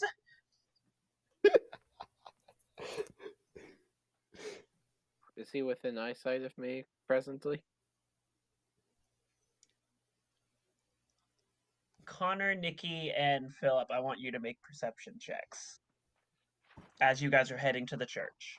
I'm not heading to a church. I am watching these waves. Okay. They are fascinating. Yeah. That's a 22. I'm no longer wisdom focused. It's a 13. Okay. So Connor and Nikki, as you were rushing to the church, you hear a couple screams louder than the rest of the people running through the streets, and you turn to see your friend Cthulhu Allspark snapping the arms at the elbow of the man who was almost his father-in-law, as well as the woman he was engaged with, screaming at the top of her lungs on her knees in front of this. Do I have line of sight? You do. Would I be able to shoot a well-placed arrow into his shoulder? Into Dan's. Yes. This abuse that you have to put up with. Make an attack roll. Also, speaking of which, the guy's over my shoulder. You have a 50-50 shot of hitting him if you hit. I think that Well, would it depends rule it on as which you shoulder simply he's get half aiming cover at. because of him, but as a sharpshooter, I ignore any cover that you have that isn't full. That is So true. mechanically, it makes no difference, Dan. Why you gotta do this? I'll just take him over to the Kraken. No, make this him is start this is only to get your attention. Oh, I'm not okay. looking to deal. I'm just gonna peck you in the shoulder and be like, Cthulhu, put him down and get over here. You can do that with other ways. I mean, I don't think you'll listen.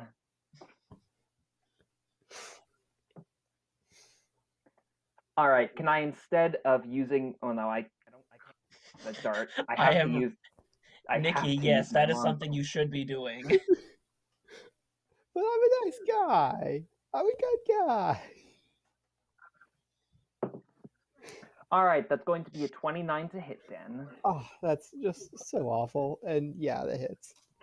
And Tommy, can I simply just ignore the amount of damage I would deal because I'm not sharpshooting, but that's still a D8 plus 6. Can I just mitigate it to something small? I only want to do like 2 piercing damage to him or something. Given that you're using an arrow, there's not really a good way to... Would I be able to blunt the arrow before I hit him with it? Yeah. You could quickly scrape the arrow on some stones and blunt it, and halve the damage. Okay. Which is further halved because Dan's raging. Yes. So I deal 9, which gets dumbed down to 4 for you. Which goes down to 2. No. Like 9 was what my roll already. No. But he's raging, so he's gets raging. Again. Oh, yeah. Right. All right. So having caught an arrow to the that bounced off, I will. Barely. Oh no, it's in there. It just didn't hurt a lot. It didn't go okay. very deep. I will look over at Connor's character and say, "Give me like 5 minutes. I'm going to start a cult. It's going to be funny." and you just broke the man's arms. That's not funny. Oh, he'll be fine. You have 3 minutes, or I'm hunting you down. 10? It'll take me like 5. No. 3. I will be counting. All right, fine. I start running as fast as Would I be able to make my way to the docks as I am fascinated by this phenomenon and want a better look at it? Yes. All right, I will do so. Right, and on that end, I will be taking Nikki with me into the church then. Okay. Good. So what's the inside of the building like, Tommy? I'll pull you guys over in just 1 second. I need to ask Philip and Nikki. Philip is busy. Nikki. Why am I? There we go.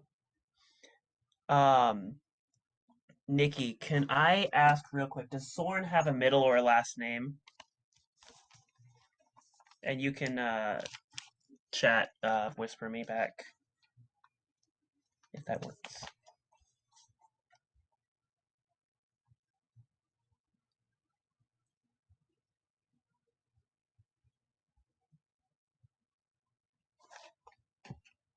You there, Nikki?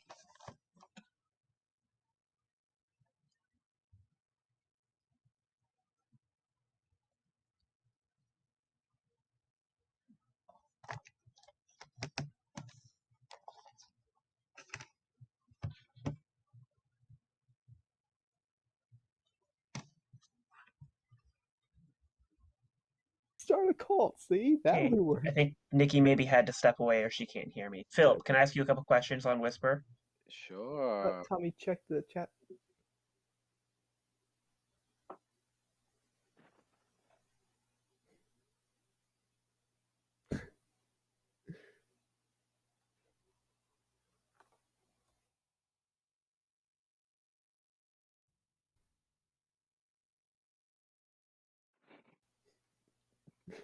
So what? How did you even make this happen? Natural 20. That's how. Are you kidding me? No. Okay, he gave me 3 tries, and one was a 3, the next one was 11, and the third one was a natural 20. What, a charisma check to persuade the Leviathan to help you? Kraken, but yes. That is... He was being bullied by the other Krakens. What else was he supposed to do? See, if I was an artificer, I'd probably try to grab one of his teeth. Carving that into a weapon would be amazing. I'll see what I can do and sell it to some artificer that we might meet eventually. I'll just sell it to Namful. He can craft a bow out of it. Oh, he could.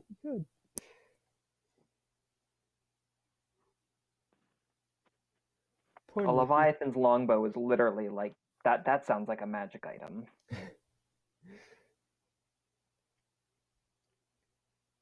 Yeah, no, this is awesome. So what this started from was last week I realized I just started the plot to the Shadow over Innsmouth from H.P. Lovecraft.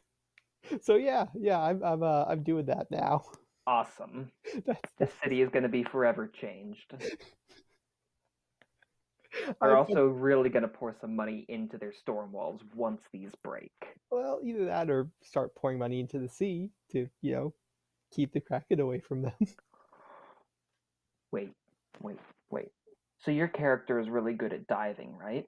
Yeah, I am. You can breathe underwater? I can. This Yeah. cult. You need to tell Sorry this if I was a cult little that the way to fast to appease hop the away, sea Nikki. is to pour buckets of gold down a particular cliff. And then every week, you go dredging. So, if you had to finish. So, does Sorn have a last or a middle name, or is it just Sorn?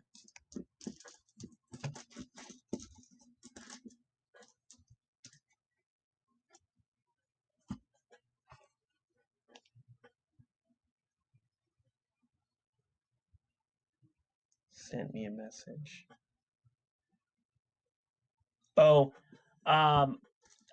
there is another one in. You'll have to whisper it to Tom Taylor. There is another one with my name that I put in here so that I can, when I'm testing stuff, I open up another window with that profile so I can test out how player stuff looks.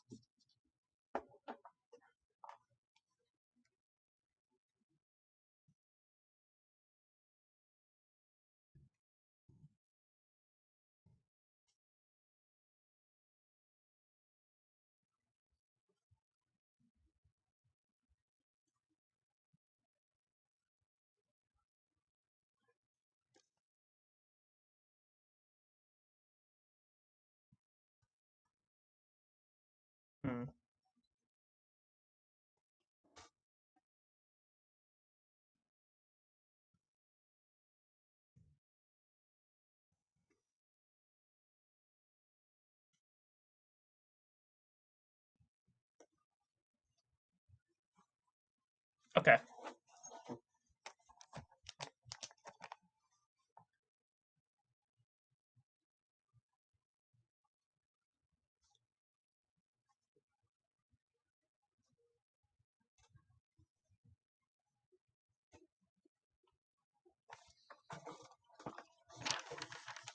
Okay.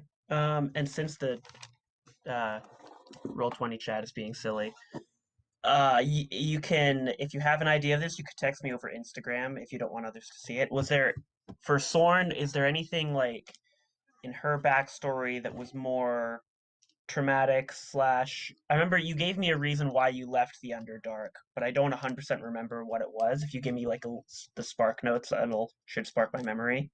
I can't find where I had written it down.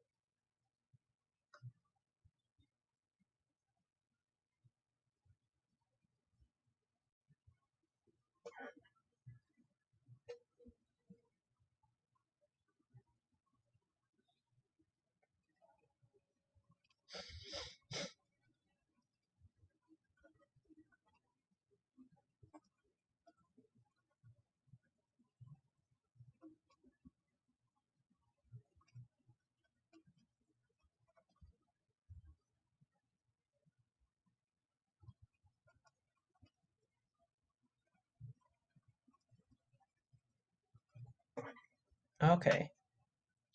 That does sound familiar.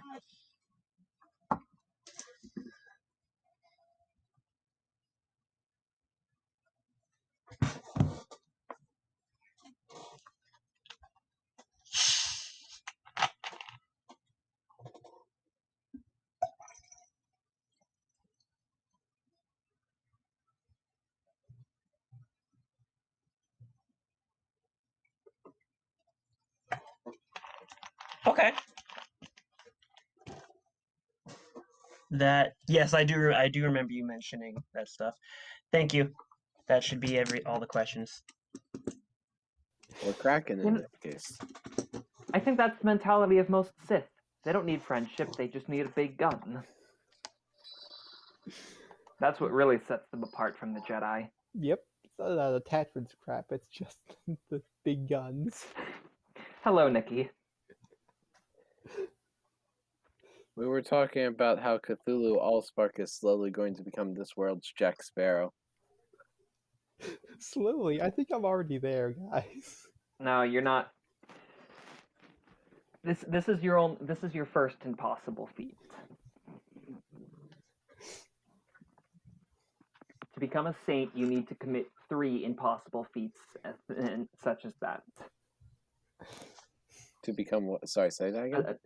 It isn't like the rules to essentially to be classified as a saint. You need to make 3 acts of like some kind of like not necessarily impossible feats, but just like 3 miracles. 3. To become a Jack Sparrow, you need to do 3 impossible tasks. Let's see. So, we all good to continue, Tommy? We are.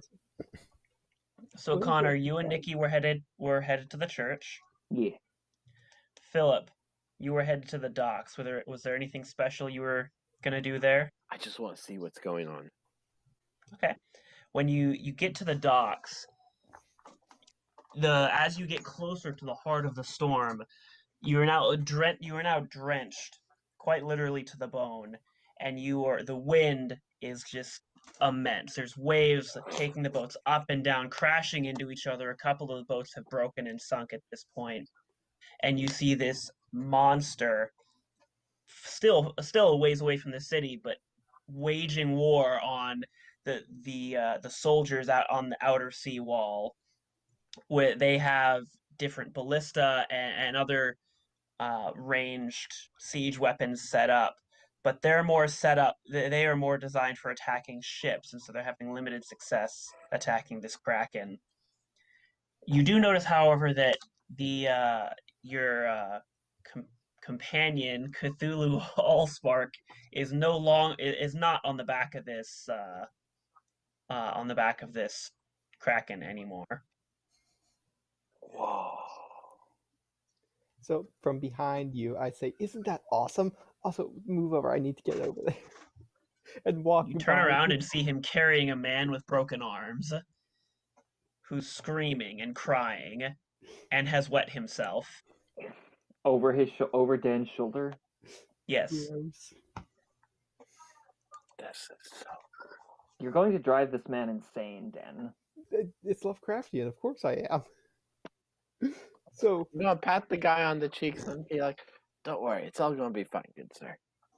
So seeing that My arms, I work with my hands for a living. I'm ruined. Oh, you big baby, they'll heal. No, he makes a good point. That we can't leave him like this. Not at all. I'm going to tap him on the arm and cast Cure Wounds at first level. Oh, it's very You kind of you. hear a sickening cracking as his arms move back into the place that they should, and he screams for it in pain for a moment before realizing that his elbows, where first there was searing pain and numbness, now that a warmth is spreading through his arms as his wounds heal.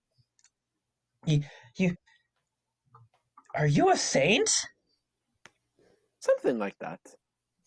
That was very kind of you. Now, unfortunately, I can't have him running away. I need to take care of these things real quick. I'm gonna break one of his legs. Dan, stop. I'm Are going you to going to stop him, I'm Philip? going to interject to perform I'm going to attempt to stop him. Aw. I can't condone this sort of action. Okay, well then hold on to him. Use him to shatter his mind.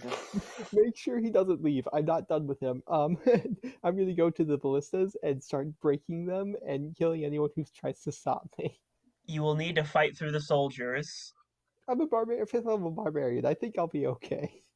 Okay. Well, we don't need to go through all that, but we'll say you managed to do it, but you take a little bit of you take some damage on the way. What do you think? 10 points?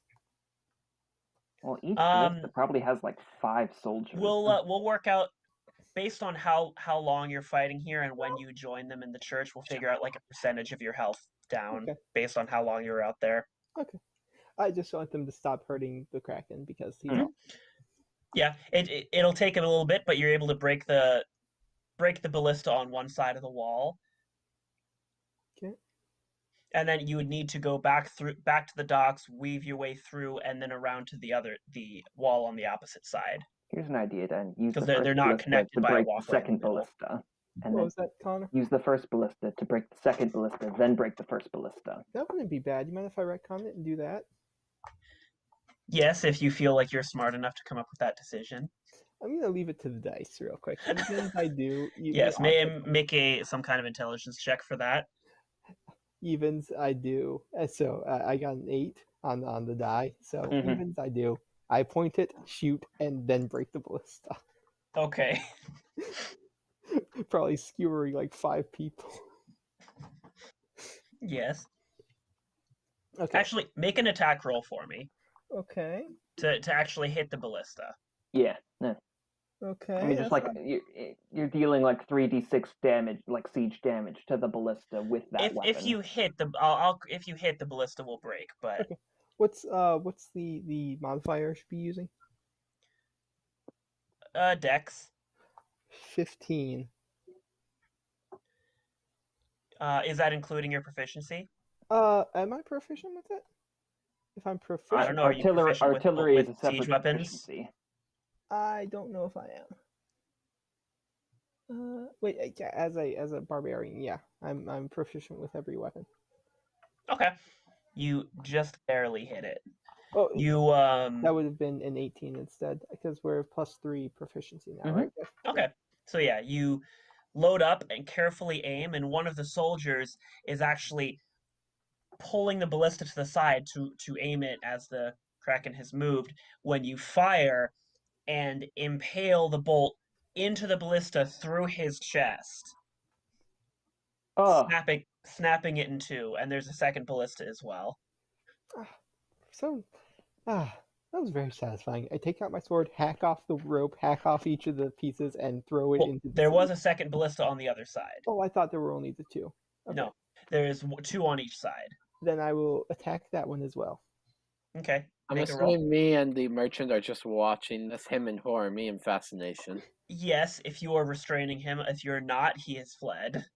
As soon as I notice he's attempting to flee, I'm going to start attacking him, knocking him down.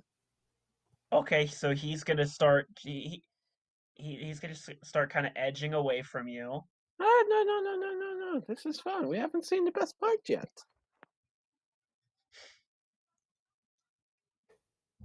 Dan. I got a 16 to hit this one. Okay, that still hits. Okay. Similar thing happens, except instead of impaling his chest, you take off an arm. Yeah. And he's just gonna be laying there on the ground screaming until he bleeds out. A job well done. I move back to the merchant, pick him up, drag him to the edge, and hold him out there. Okay. like So Lion you're King gonna be holding him style. until the This Kraken is makes his way through the this is the hole. entertaining image. I instead of physically assaulting him, I'm going to be charismatically assaulting him with my charisma of 20. Oh. I'm Okay. sorry, I what? mean, like, you should no, this is great. Best part. Come on, he hasn't hurt anyone yet. Play the child card and just start crying. Maybe he'll try gonna and say console that's- you and stay there. You say he hasn't hurt anyone yet. As soon as the ballista arcs over and impales a man in the chest. The Kraken hasn't hurt anyone yet. No, I can't. I can't talk for Cthulhu Allspark. You know, the Kraken's picked people up and eaten them. Has he yet? Yes. Many of them. But do we know that? You know that, but do we? I don't know. No, this is fine. This is fine. So I'm going to threaten the merchant and tell him to start a cult worshiping this creature as the creature's. Remember, I asked it to telepathically make everyone around it afraid and terrified and screw with their minds. So I'm going to threaten him to start a cult worshiping the Kraken and basically start off the plot of Shadow into Innsmouth, Shadow over Innsmouth. So to which he immediately responds, yes, of course. What is this god's name?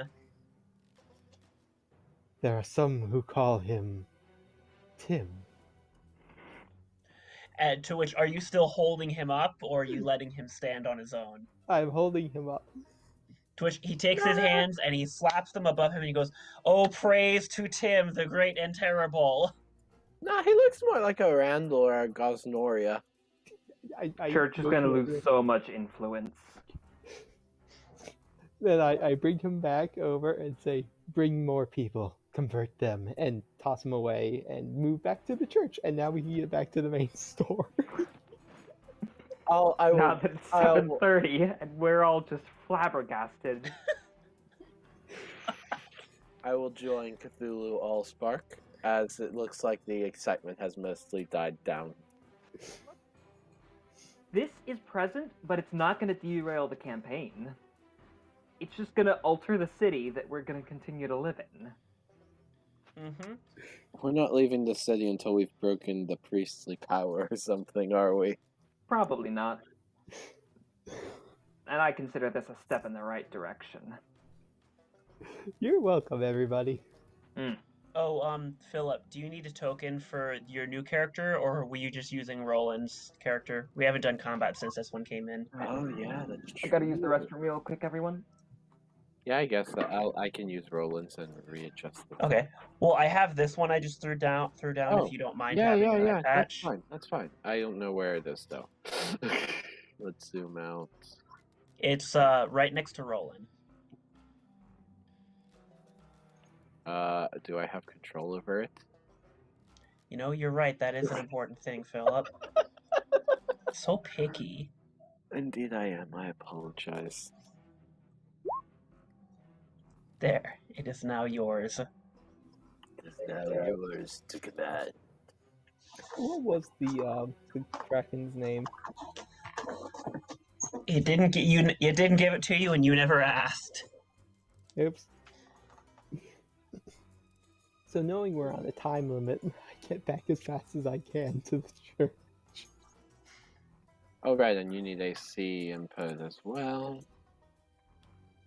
There we go. And if we survive this, I'm going with that Kraken.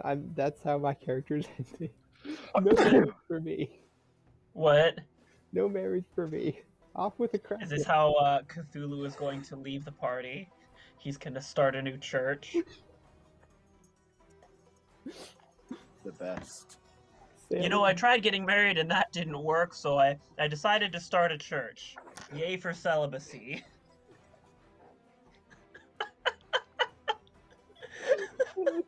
Oh man.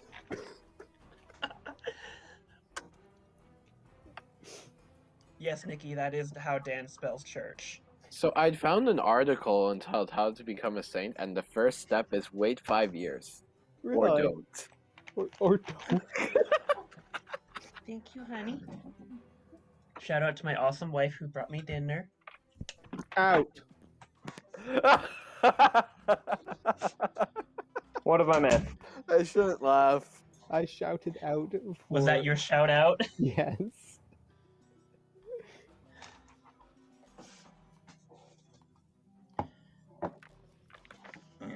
You didn't miss much, Connor. Alright. So, what's the inside of the church look like, Tommy, now that we're all here? Now that you're all here, let me pull all of your tokens down so I can transport you over.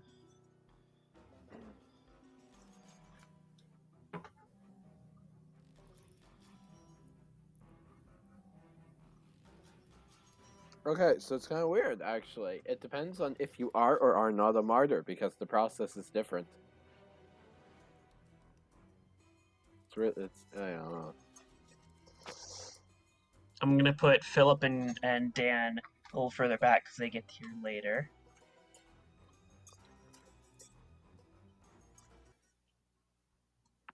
What? Are you, like, is the track running out when the music abruptly cuts? Oh, no, you're using different music. You guys enter the church, and as the screams from outside die down, you hear chanting and singing.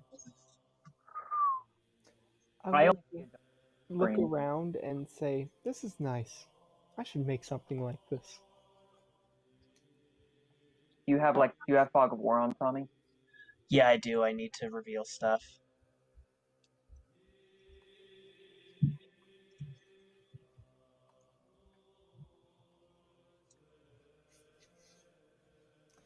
Through this entire encounter, could I just have a book that no one knows where I got it from, with detailing how to make a Kraken a deity? And give it more power Okay. from belief? It's like, huh, Why not? pretty cool. Cult crafting for dummies. Yeah, pretty much. Did you know that they can make eternal storms? That'll be useful.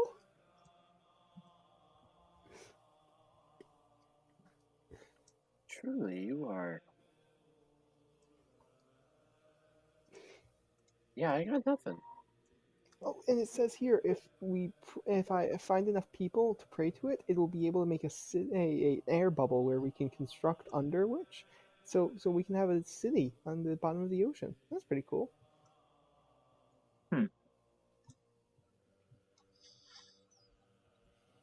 Nikki, I do not see your whisper. I'm sorry.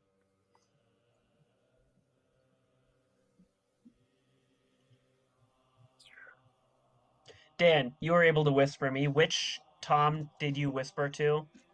Let's see, what did I do? Because I have two in here because of I whispered GM.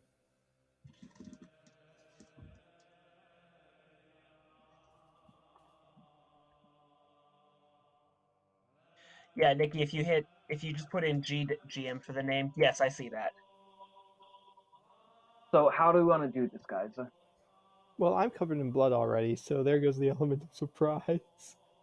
Well, so I'm still the fastest and, dare I say, stealthiest individual here. So, Philip, if you want to like walk off to the side of the building and pop me with an invisibility, I might be able to get into the build, like past all of the guards without trouble. Probably.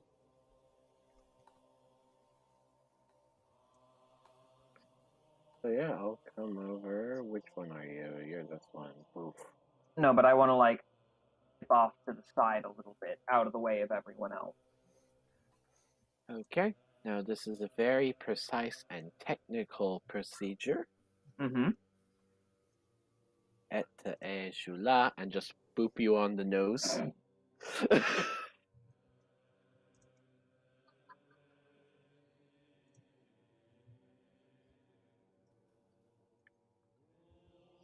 Following which, you look at yourself like nothing has changed. No, that wasn't part of it at all. I just like doing that to mess with people. Fair enough. And then clasp on the shoulder and then cast invisibility.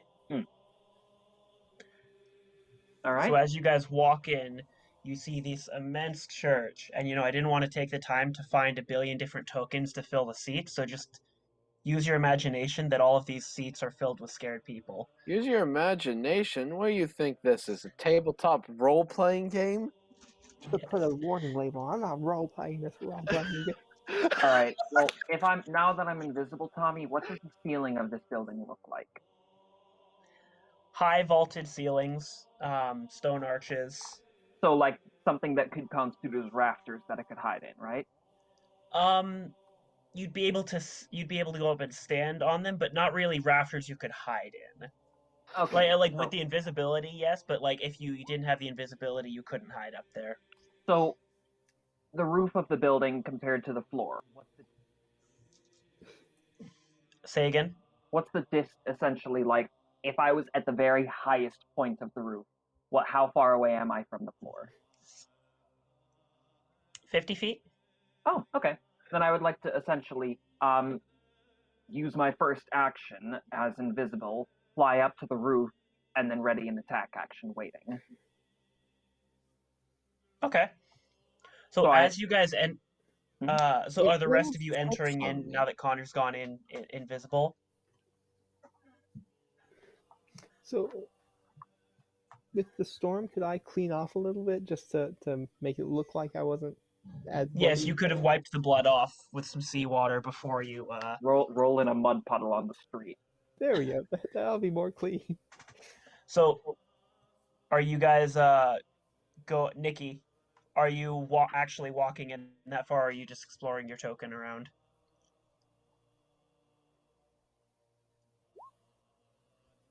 Okay. So I'll say as you enter, as you guys enter, you hear Father Michael in the back say, "Thank you, brothers and sisters, for joining us tonight for our special, our very special sermon." And he launches into a description of the horrors of devilry and similar monotonous stuff. And as you guys enter further in, he says, "Oh, it seems we have some newcomers. Come, join us." And he gestures to you go to the right tool, and he gestures to this pew over here and says, "Please, sit." Is it towards the front or back? Philip, I just had towards the front. The front right pew. I got you. Yeah, I'll go. Philip, your charisma is a 20, right? Oh no. What are you thinking? Tell the crowd that this Leviathan is attacking because he disapproves of the church's actions. Or better yet, he disapproves of the priests and the church's actions. Okay. Before I do that, I want you all to be aware I do not have proficiency in any charisma-based skills. Okay, never mind then. Why would you make a character like that? All right, original plan. 2 darkness bubbles, like one here, I think. I'm going to be dropping a couple pebbles from the roof to indicate essentially the essentially when we're going to do it. You guys cast at the same time. I attack the guards All right, and I'm just making a beeline for the heretic. for the cage. For the heretic. That's what he is, isn't he? I mean, he What, does for, not. so do you mean the He does not priest, Father acknowledge- Michael? No, the guy in the cage. He does not acknowledge Tim as the greatest god of this plane. This so is true. You know what? You can hit the Grand Priest with a right hook on your way. But then I can only use my action for one thing. Yeah, no, I get it. You'd probably be best to grab the cage and run. Tell you what, could I attack him and then use my extra attack feature to break open the lock to the cage? That would technically be attacking an object. Tommy?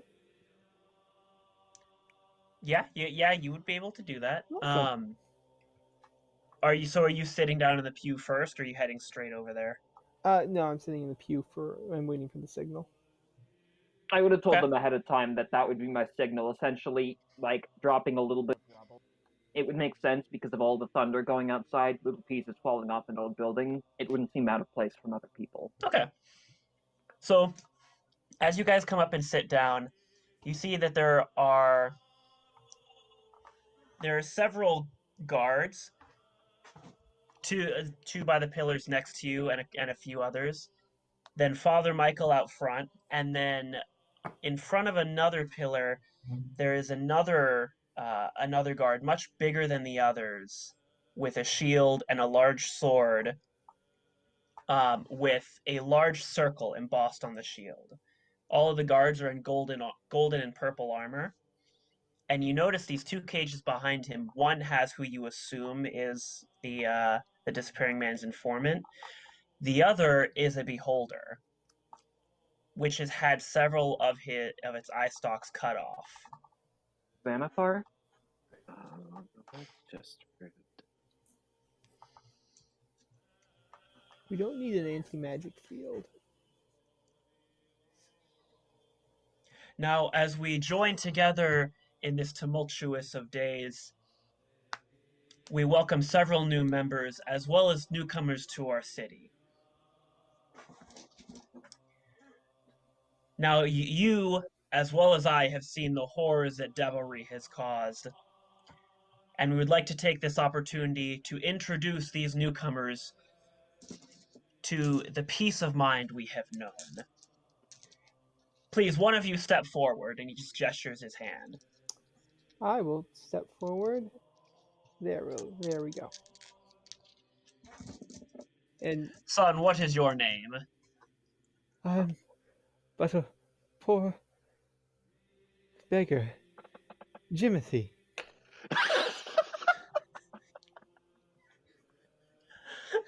My name is Jim. It's short for Jimothy. Please roll deception, Dan.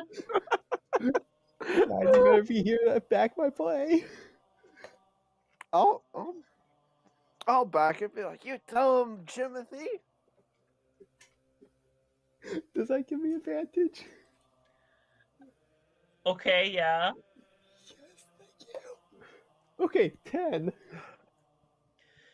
He says, "Oh, come now, with as big as you are no beggar. Come now, don't be shy. What is your name?" Well, since he saw through my deception, I'll say Cthulhu.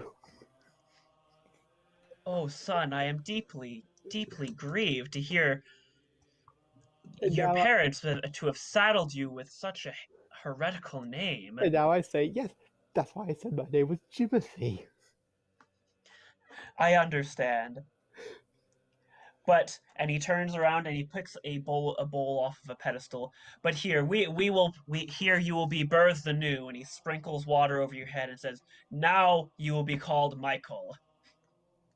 Narcissist, but okay. Oh, that's right. His name's Michael. Michael the Second. Michael Jr. Okay, guys, if we're No, gonna now you will be called Jonathan.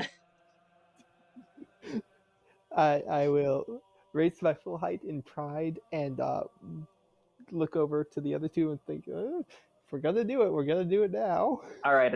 At that, when I see him, I would like to drop a few pebbles in the holy water bowl, so it makes a loud plinking noise that they can hear.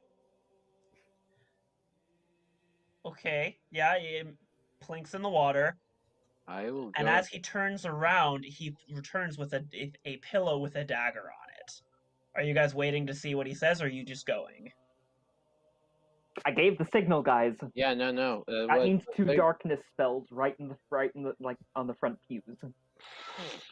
All right, I'll cast darkness. I cast darkness. I cast darkness. I cast darkness. So what is the radius of that bubble again? I think it's 20 feet. It is a number. Wait, a 20-foot radius? It's not that large. No. A 20-foot radius means 40 feet across, which is particularly large. Hang on. 15-foot radius. Ah. Okay. As soon as the darkness spells are up, I am going to first attack him, Michael, right there, and then go over here and attack the cage. Okay, at this point, I will have you all roll for initiative. Okay. All right. This is the size of the bubble here, guys. Can I like copy this?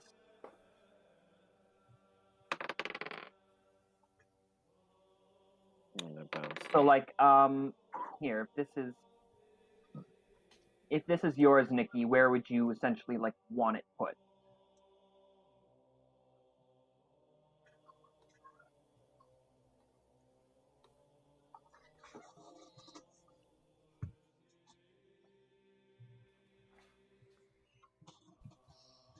Well, I've readied an attack action and I can action surge. So that means I could hit 6 of them with the venom on my first turn.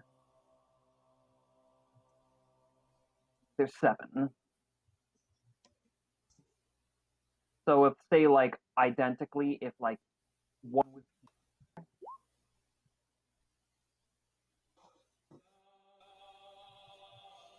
well, darkness isn't going to do anything to the big guy. I mainly want to try and blind the crowd, essentially putting a large bubble in the way of what's happening in front. Oh, right, no, yeah, that's true. So, like, guys, right there, maybe?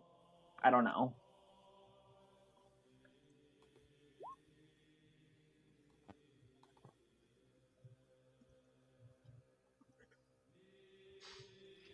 I'm currently up in the rafters, most likely with something like half cover, and they don't look to have bows.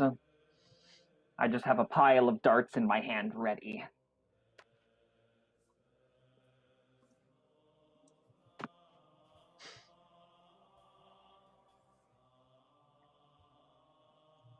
Philip, do you want me to make one bubble like that for you? For what, darkness? Or... Yeah, for darkness. Yeah. That would be fine.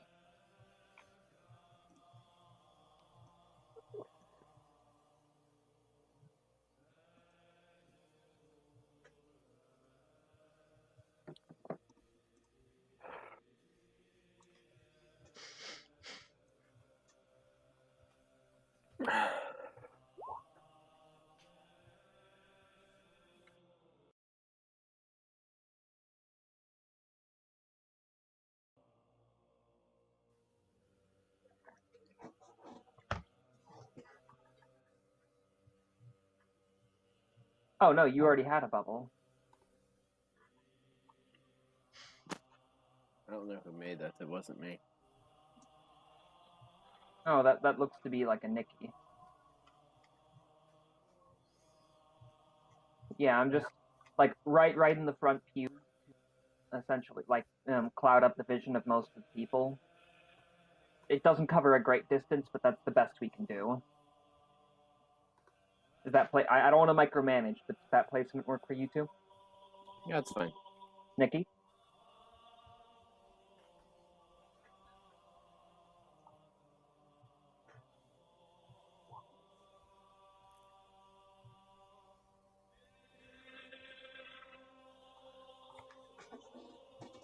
Come on, grab it.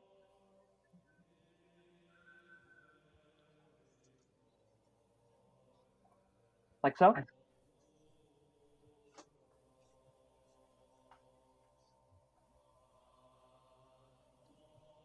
Awesome. Okay. So, initiative now, Tommy? Yes. Can you all see the order? Mm-hmm. Yes.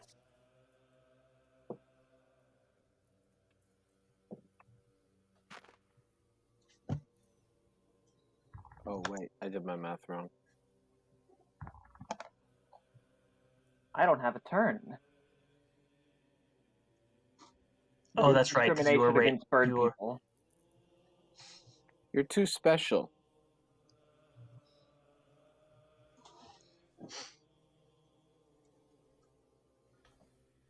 We needed to nerf your specialness so you don't get a turn. Ah. Yes, I've nerfed you. By nerfing, I mean I've taken you completely out of combat.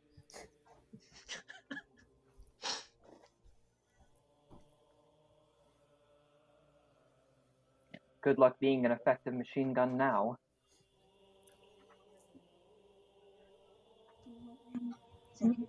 Are you not hungry? Maybe in a minute. Like I'll come out if I'm hungry. I never Thank really you. determined my positioning.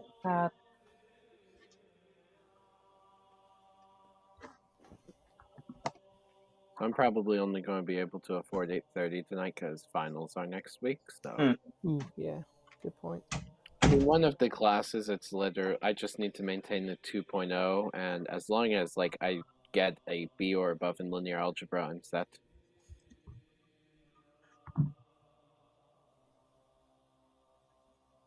But still, the better I do, the better off I am.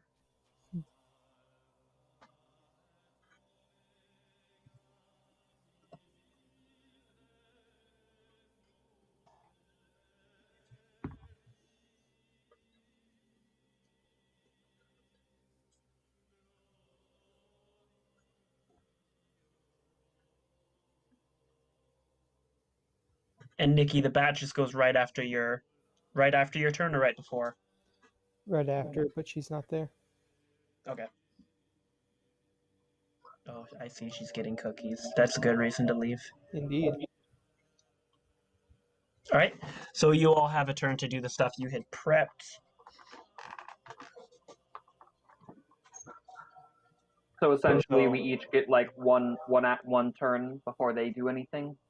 Yes. And All right. so Let's fill up.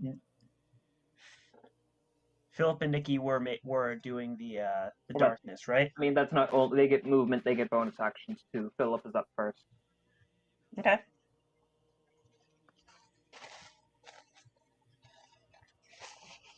Oh.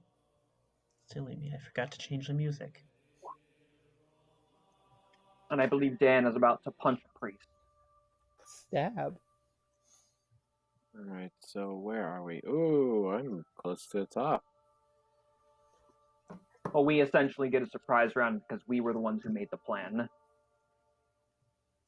Well, that's pretty good. We rolled real well.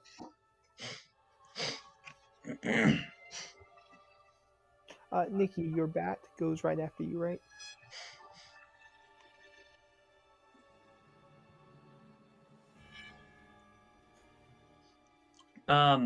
Yeah, and you guys didn't get to hear it, but he was going to ask Dan to contribute to holder. Oh, he's going to be contributing in his own way.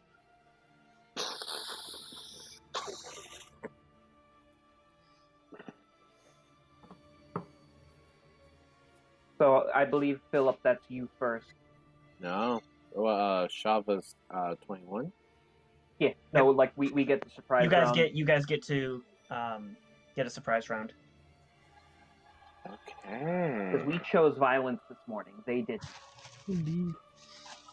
I chose mega violence. Fast. Okay.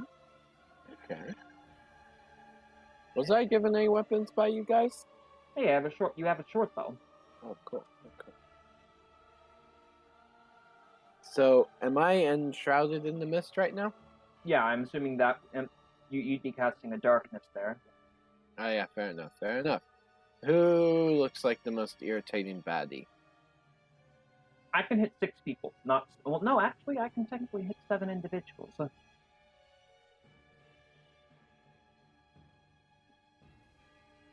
I'll be able to hit each guard except the Grand Priest with a bit of Crawler's Mucus. So should I go for a priest then?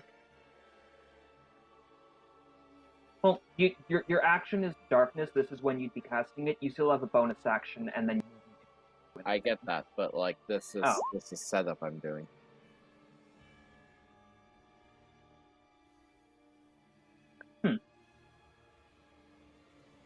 Honestly, they don't remake the saving throw when you deal damage to them when they're paralyzed. So, yeah, honestly, the big guy most likely is going to be resisting my attempts to hit them with this. So I'd go for him.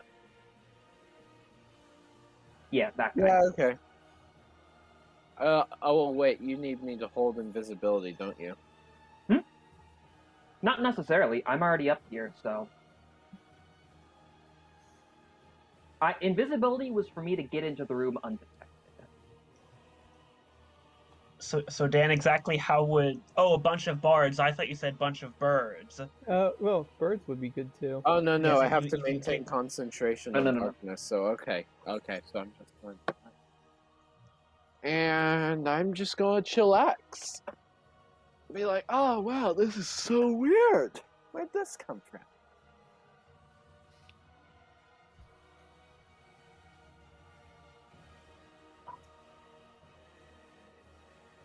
I thought it was 2040. Wait. No, I just looked it up. Yep, it is 2060. No, Dan was right. It's Tommy. Bird bards. Aarakocra bards. Their music is in the form of screaming.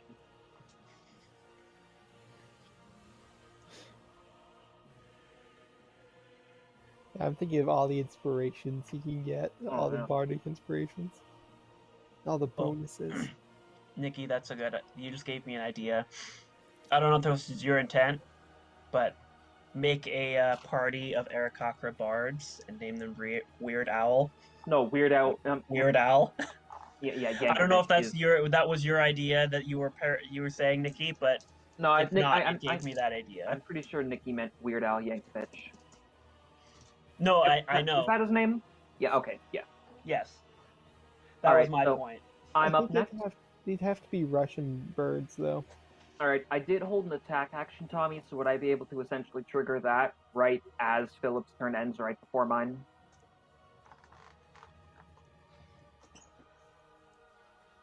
Sorry, say that again. I couldn't. I held an attack action. Would I essentially be able to use that immediately before my turn begins? Well, no, that would be your surprise action. No. I held an attack action while I was up in the air. Essentially, I had multiple turns while they were all situating themselves in the pier, in essentially in their seat. I was essentially there with the dagger, with my dart ready, and then I'd be doing that. I can activate a ready to attack action at any point between other people's turns. Yeah, but I would say you probably wouldn't be able to, because you dropped the pebbles and then their stuff activated immediately. Oh, I assumed that was dropping the pebbles would be interacting with an object. That's always. So yeah, I would treat it like that, but I'd say you probably wouldn't be able to do that, then attack, and then do another attack as a surprise round. Fair enough. All right, guys. I guess I can only hit 5 of them, not all 7. All right, so on my turn, I'm gonna go after these 2 guards first. That's gonna be a 26 to hit with my dart. Takes 1 piercing damage and a DC 14 con save. Okay. 6 piercing damage. My dex bonus.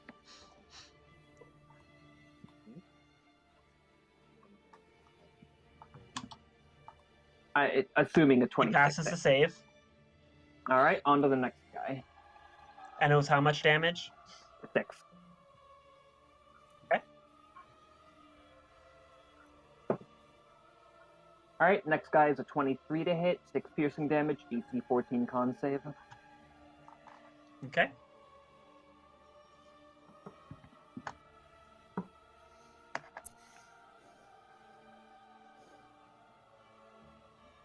DC 14, you said?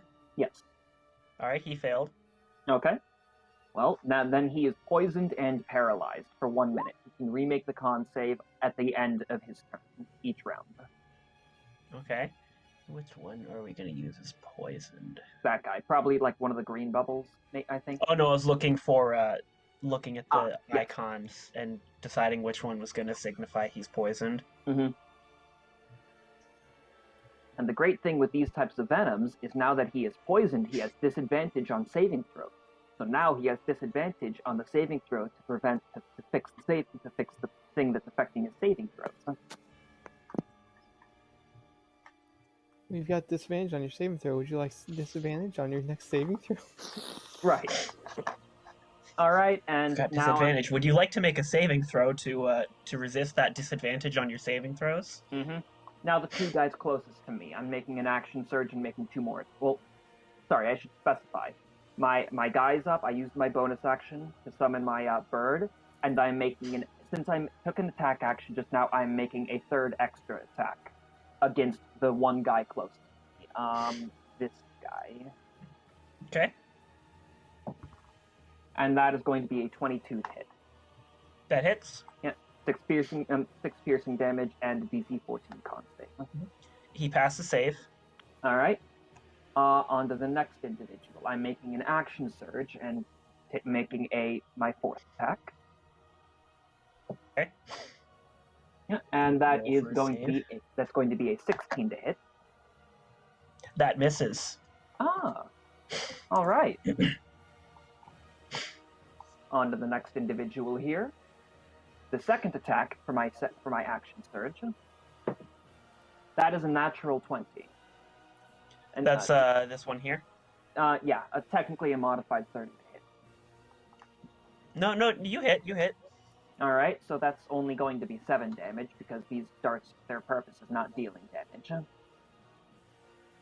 Wait, do I have advantage on these attacks or not? I haven't been rolling with advantage, but would I have them? Yes or no?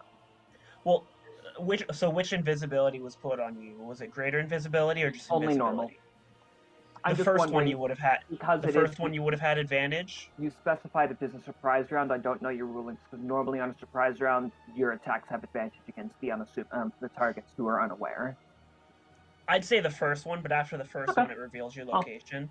Then would I be able to re-roll that because I missed on the first guy? No, you hit the first guy. He just passed the save. You only missed one of them. Okay. I mean, you can re-roll to see if you get a crit, but yeah, it wouldn't make any difference. Anyways, that guy needs to make a saving throw, Tommy. I hit him with a 20. That's 7 piercing damage. No, he did. He passed. Oh, great. What? This is supposed to be high tier poison. What the heck? They're rolling well. Okay, well, I just 6 rolls and only one of them has failed. Are you attacking the next guy too? You know what? This poison isn't working. I'm gonna switch to my longbow. I'm gonna go and pull out one of Nampoodle's arrows. All right, I got a brittle arrow. Okay. And I'm targeting. They are armored. No. I'm targeting the main priest. He is armored. Why is he wearing armor? Because a kraken is attacking the city.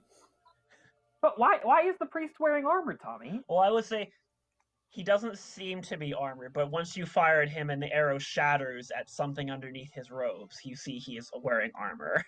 Okay, so priests wear armor here.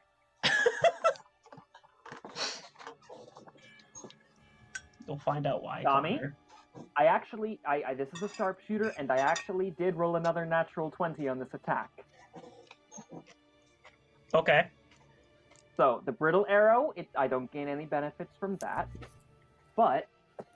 So this is Your 6th attack this round? Yes, because I can, with my Echo, I can make an extra attack for every attack action I make. That Okay. counts for an action surge, because when I action surge, I make another attack action.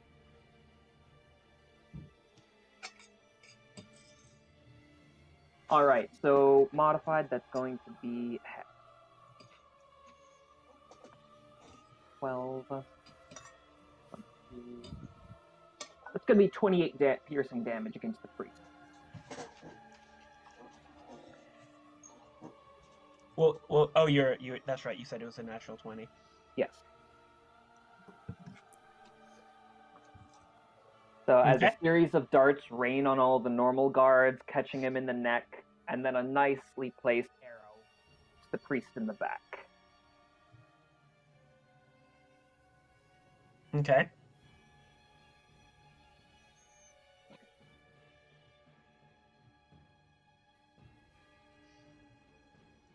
What was the damage again? 23, you said? 28. 28. Thank you. No, you're not going to cheat me out of my damage, Tommy. I deserve that. So I'm going to let you guys know I need to get heading at 8:30. Okay. I think I'll go too, because I have things that need to get done.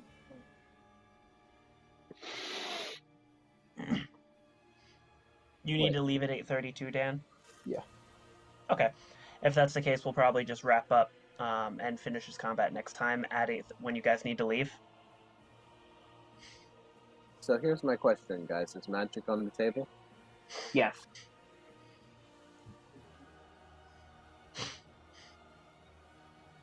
I'm going to have so much fun on the next turn.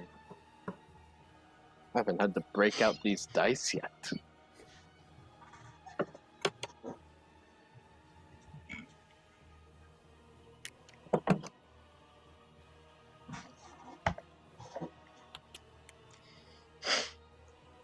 So is that everything for your first turn, Connor? Yeah. Bonus action All right. summons my Echo, action surges, and yeah. All right, Cthulhu. All right. Well, isn't it Philip's turn? No, I haven't scrolled down in the turn order because okay. it's a surprise round. Okay. So bonus action, I'm going to Roger. Okay. I'm gonna mark that down. Action, I'm going to use my first attack to attack the priest, Michael. That's going to be a natural 19, which means I can do extra damage and he can't heal himself.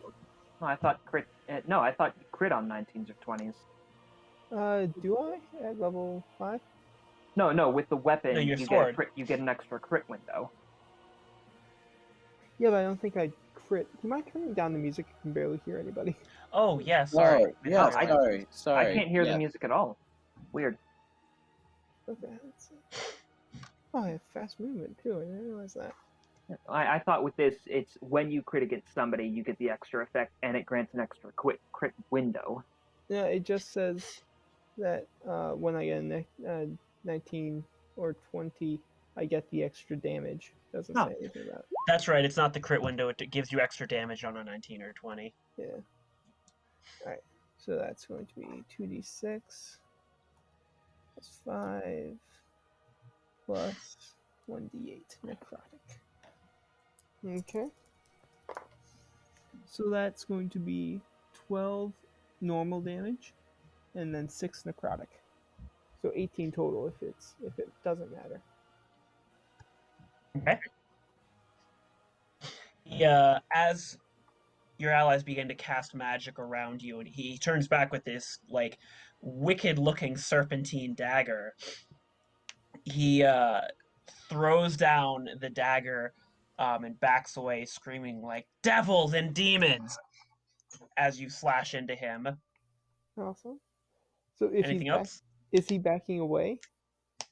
No, he hasn't. No, he took he like not far enough to be out like a whole square away, but he took a step back. Well, in that case, I am going to back up myself, and he's going to get an attack of opportunity. Yes, he will. All right, go ahead and do that.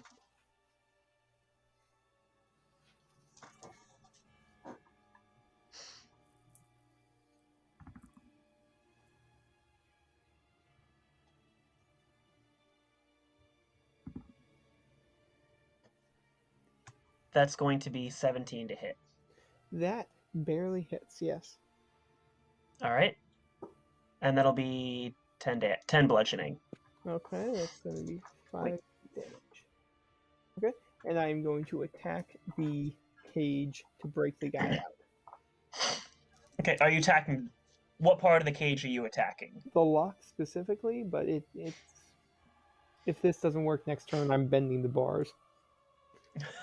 Okay. Ready? Yeah. Go ahead, make an attack against the lock. That's a 21 to hit. You hit. Okay, and I do max damage. 17 damage. Okay. You seem to make a couple deep cuts into the metal of the lock, but it's not quite broken. Oh. How durable is this lock? It's very durable. It's made out of something special, Connor. I'm just... Okay. Interesting. Alright, that's the end of my turn. Okay. In my experience, most locks only have like 2d4 health. Jeez.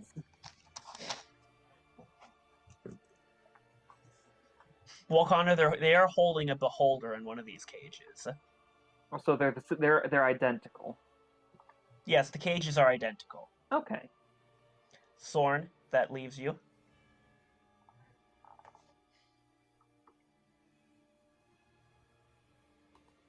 I believe Nikki already sent out. More violence The for real me. Nicky is typing. Yeah, switch to the Zappy Dagger on and start. Starting Blade Song.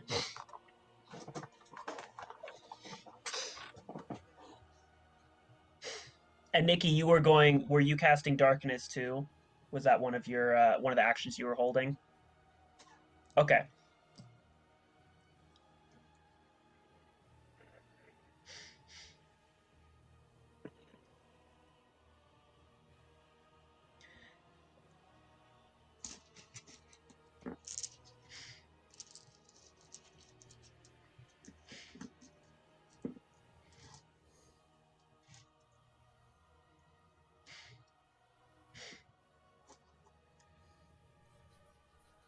Yes, you may, Nikki. Okay. Given that you're in the midst of combat, most people don't notice you you manipulating your hands and casting this magic, but they do see the darkness appear.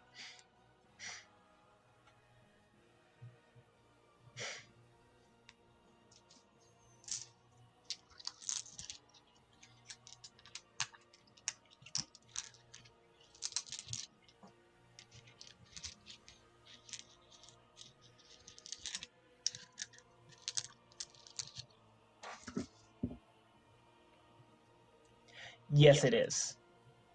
And the darkness took your action to cast, yes?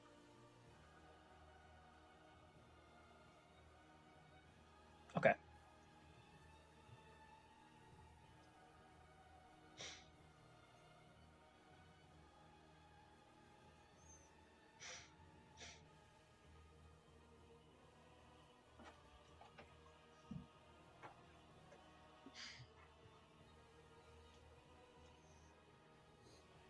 Yes, it is a bonus action to turn on.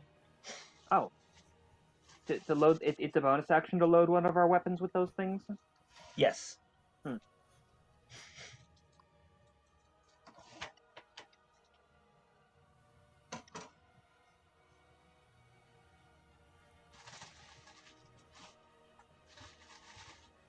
Okay.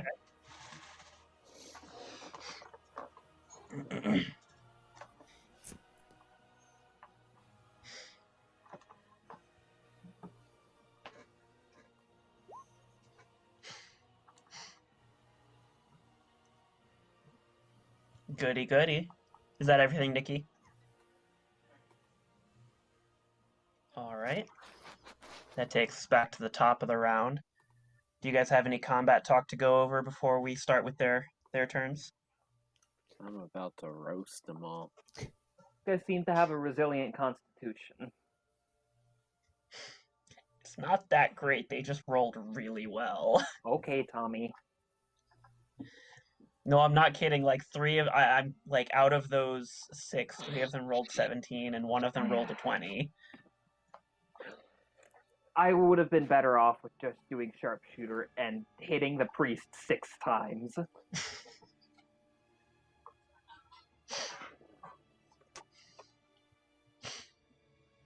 I just found a bunch of Star Wars ship stat blocks. Mm. Yeah. And also, should I make a strength check to pry open the bars, or should I keep hacking at the lock? You still have the crowbar, don't you? I do. But I've already done damage to the lock. Tommy, how difficult would it be for me to alter one of my spells targeted on self to have it target someone else? Let me put you on whisper real quick. Mickey, if brute force isn't working, you're not using enough of it. Alright. Because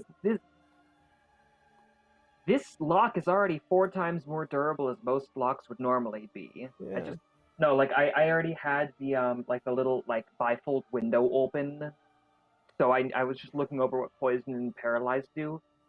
A lock is normally a resilient lock has 2d4 health. This has something like 20, and Tommy said it wasn't even badly damaged. Yes. Yeah, I think I'll just pry open the bars in that case.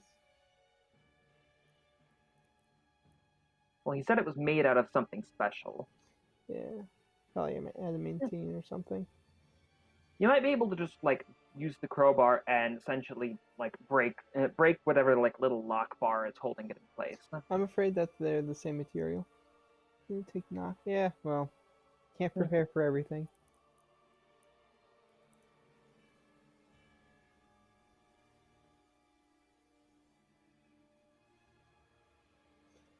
Yeah, Star Wars ships. Nice.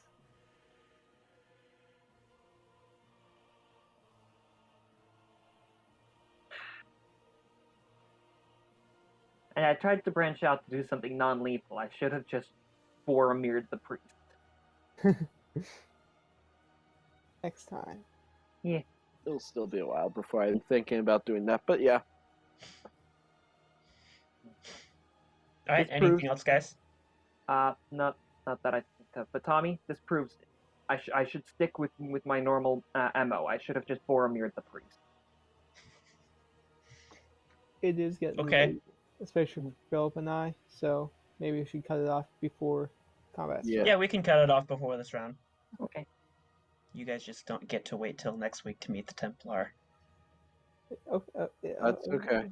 A mage hunter, really? I didn't say that. He said a Templar, Tommy. Those are mage hunters.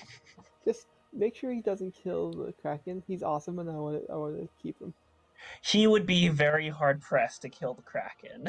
Good. Very, very hard pressed. But you're saying he could do it. I mean, in the same sense as we could kill an ancient dragon. Yes, if the heavens aligned. All nat 20s and all nat 1s. Yes.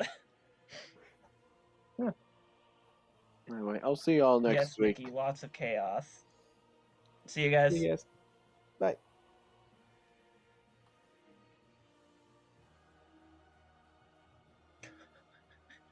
So when I put down on Whisper for his shenanigans, I gave him, he swam into the sea to try and find and persuade a Leviathan to fight the city with him.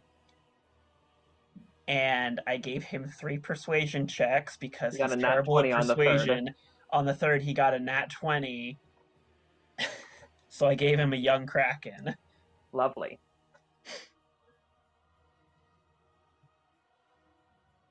Yeah, just... Heck, I don't know.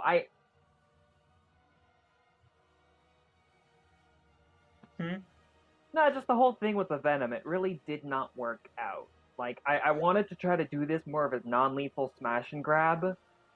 I pulled all the stops to try to just essentially knock them unconscious so we could grab them and go. But you just said no, only one of them worked. I am sorry, I swear, like, they just rolled really well. That wasn't me just saying no. Feel free to try again, and I'm sure it will work. No, I can only do that once. But you have more of the darts, yes? Yeah, I have more. Well, actually, technically, I could just code a normal arrow with that stuff, do my normal attack, and when I hit them, it might trigger. Yeah, I'd say you need to take an action to spread it on some pieces of ammo. Well, Since if you've already, well, did you that's put not how many of the darts did you put it on ahead of time, or did you put all it the on darts all? that I had. I don't think that's how poison usually works, Tommy. Let me. Typically, it takes an action to put poison on something, whether it's a dagger or an arrow, or several pieces of ammunition or a dagger. It takes an action to, I believe. I might be thinking bonus action. Let me check. Even still, bonus action to use my echo. I don't know. You keep saying like that's how the dice fall, this and that. I'm trying to do things that isn't just Jebby. All right, I built my No, character. It seems everything like whatever road I try to go down, it results in like I don't know. Like I took sharpshooter. I took all of that, and yes, I think it's a little broken, and that's because it results in me doing a lot of damage. But when I try to do other things, this is the result. It's nothing. I do understand, and I didn't mean for it to end up like that. Yeah. I was just rolling the dice, and they were. I don't know. Sometimes You are in my control monsters of roll terribly. Sometimes they roll great. You are in control of the dice, Tommy. Yes, I am, and I let the dice decide it because 5e is very like the dice rule heavy, and I try not to. Dice decided, but Dan gets 3 chances to do a thing. Yeah, like a skill check, like a skill challenge. Well, that's not what a skill challenge is at all. No, like he got 3 attempts to persuade something. That sounds more like triple advantage to me. He moved to different locations with each one. So like the first time when he failed, he had to move to a different location to do that. No, I got that, Tommy. A skill challenge is a group of individuals. See you, Nikki. See you, Nikki. Well, no, I think that see you was to Dan. Oh, yeah. Oh, okay. That was to Dan and Philip when they bounced. Nikki's still hanging out. Oh, okay. But a skill challenge is a group of individuals. They make checks. They need 3 successes or 3 failures. Each check is a different. Each check is essentially a different type of skill being used. Okay. You said Dan essentially got to make the same check 3 times until he succeeded. That sounds like triple advantage. If it was with the same person, that would be triple advantage, yeah. But given that he was talking to different creatures each time, well, effectively, I just see it as he got 3 attempts to roll a d20 to see if he got a high result. Yeah, it was a fairly high DC. Yeah. And if he hadn't gotten the 20, it probably wouldn't have happened.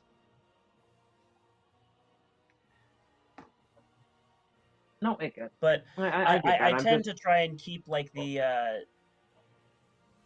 for the most part, I try and let the dice rule, and I tend to be fairly conservative when it comes to you know when it comes to getting putting in my own result instead of what the dice roll. No, that I get. I just I understand that, but you use the excuse that's where the dice fall, but then you give Dan triple advantage for the thing he wants to do, and when we go and essentially go for the rogues, like when we were essentially going and raiding the Thieves Guild, you seemed very insistent on making sure all of the assassins got their surprise round, and that just seems a bit against the idea of let the dice fall. That seems, all right, I want this to happen, this is going to happen. I can understand why you feel that way. When you guys were in the Thieves Guild, not all of them got surprise attack. got a surprise round on you because not all of them passed their sneak checks. In the main fight, 80% of my health was gone. That was because one of the bigger ones hit you with a natural 20, which I didn't apply the crit damage. That would have killed me outright. That's why I didn't do it. Well, nobody else got affected by the surprise round, is my point. Well, that's not true. Dan got hit. Not with the surprise round. He did. No, he didn't. I'm fairly certain he... No, that's right, because he was hiding behind a pipe and you guys were on the other side of him. You had your back exposed. Alright, I don't want to rehash that whole thing. I don't know. I'm feeling a little frustrated because I'm trying to do other things that I feel like would be a bit more like enriching to the game and make things more involved. Essentially, not devolve this into a mindless slaughter. My purpose wasn't to paralyze them so we could pick them off one by one. My point was to paralyze them so we didn't have to kill them. And I'm sorry it ended up that way. Feel free to... And I do like that you're finding creative ways. Like, please feel... I mean, it's your choice, but feel free to please try again. Well, I didn't administer the poison to other things, and you said it would take a proper, arduous amount of time. Like, I shoot 2 to 3 arrows per round. If it takes a bonus action for a single piece of ammunition, there's no point. Well, I use my bonus action for my echo. I don't have room to do that mid-combat. The amount of time it would take to put on a dagger, you can apply it to several pieces of ammunition at once. Let me pull up exactly how long it takes, because I don't remember if I'm thinking bonus action or something else. Okay.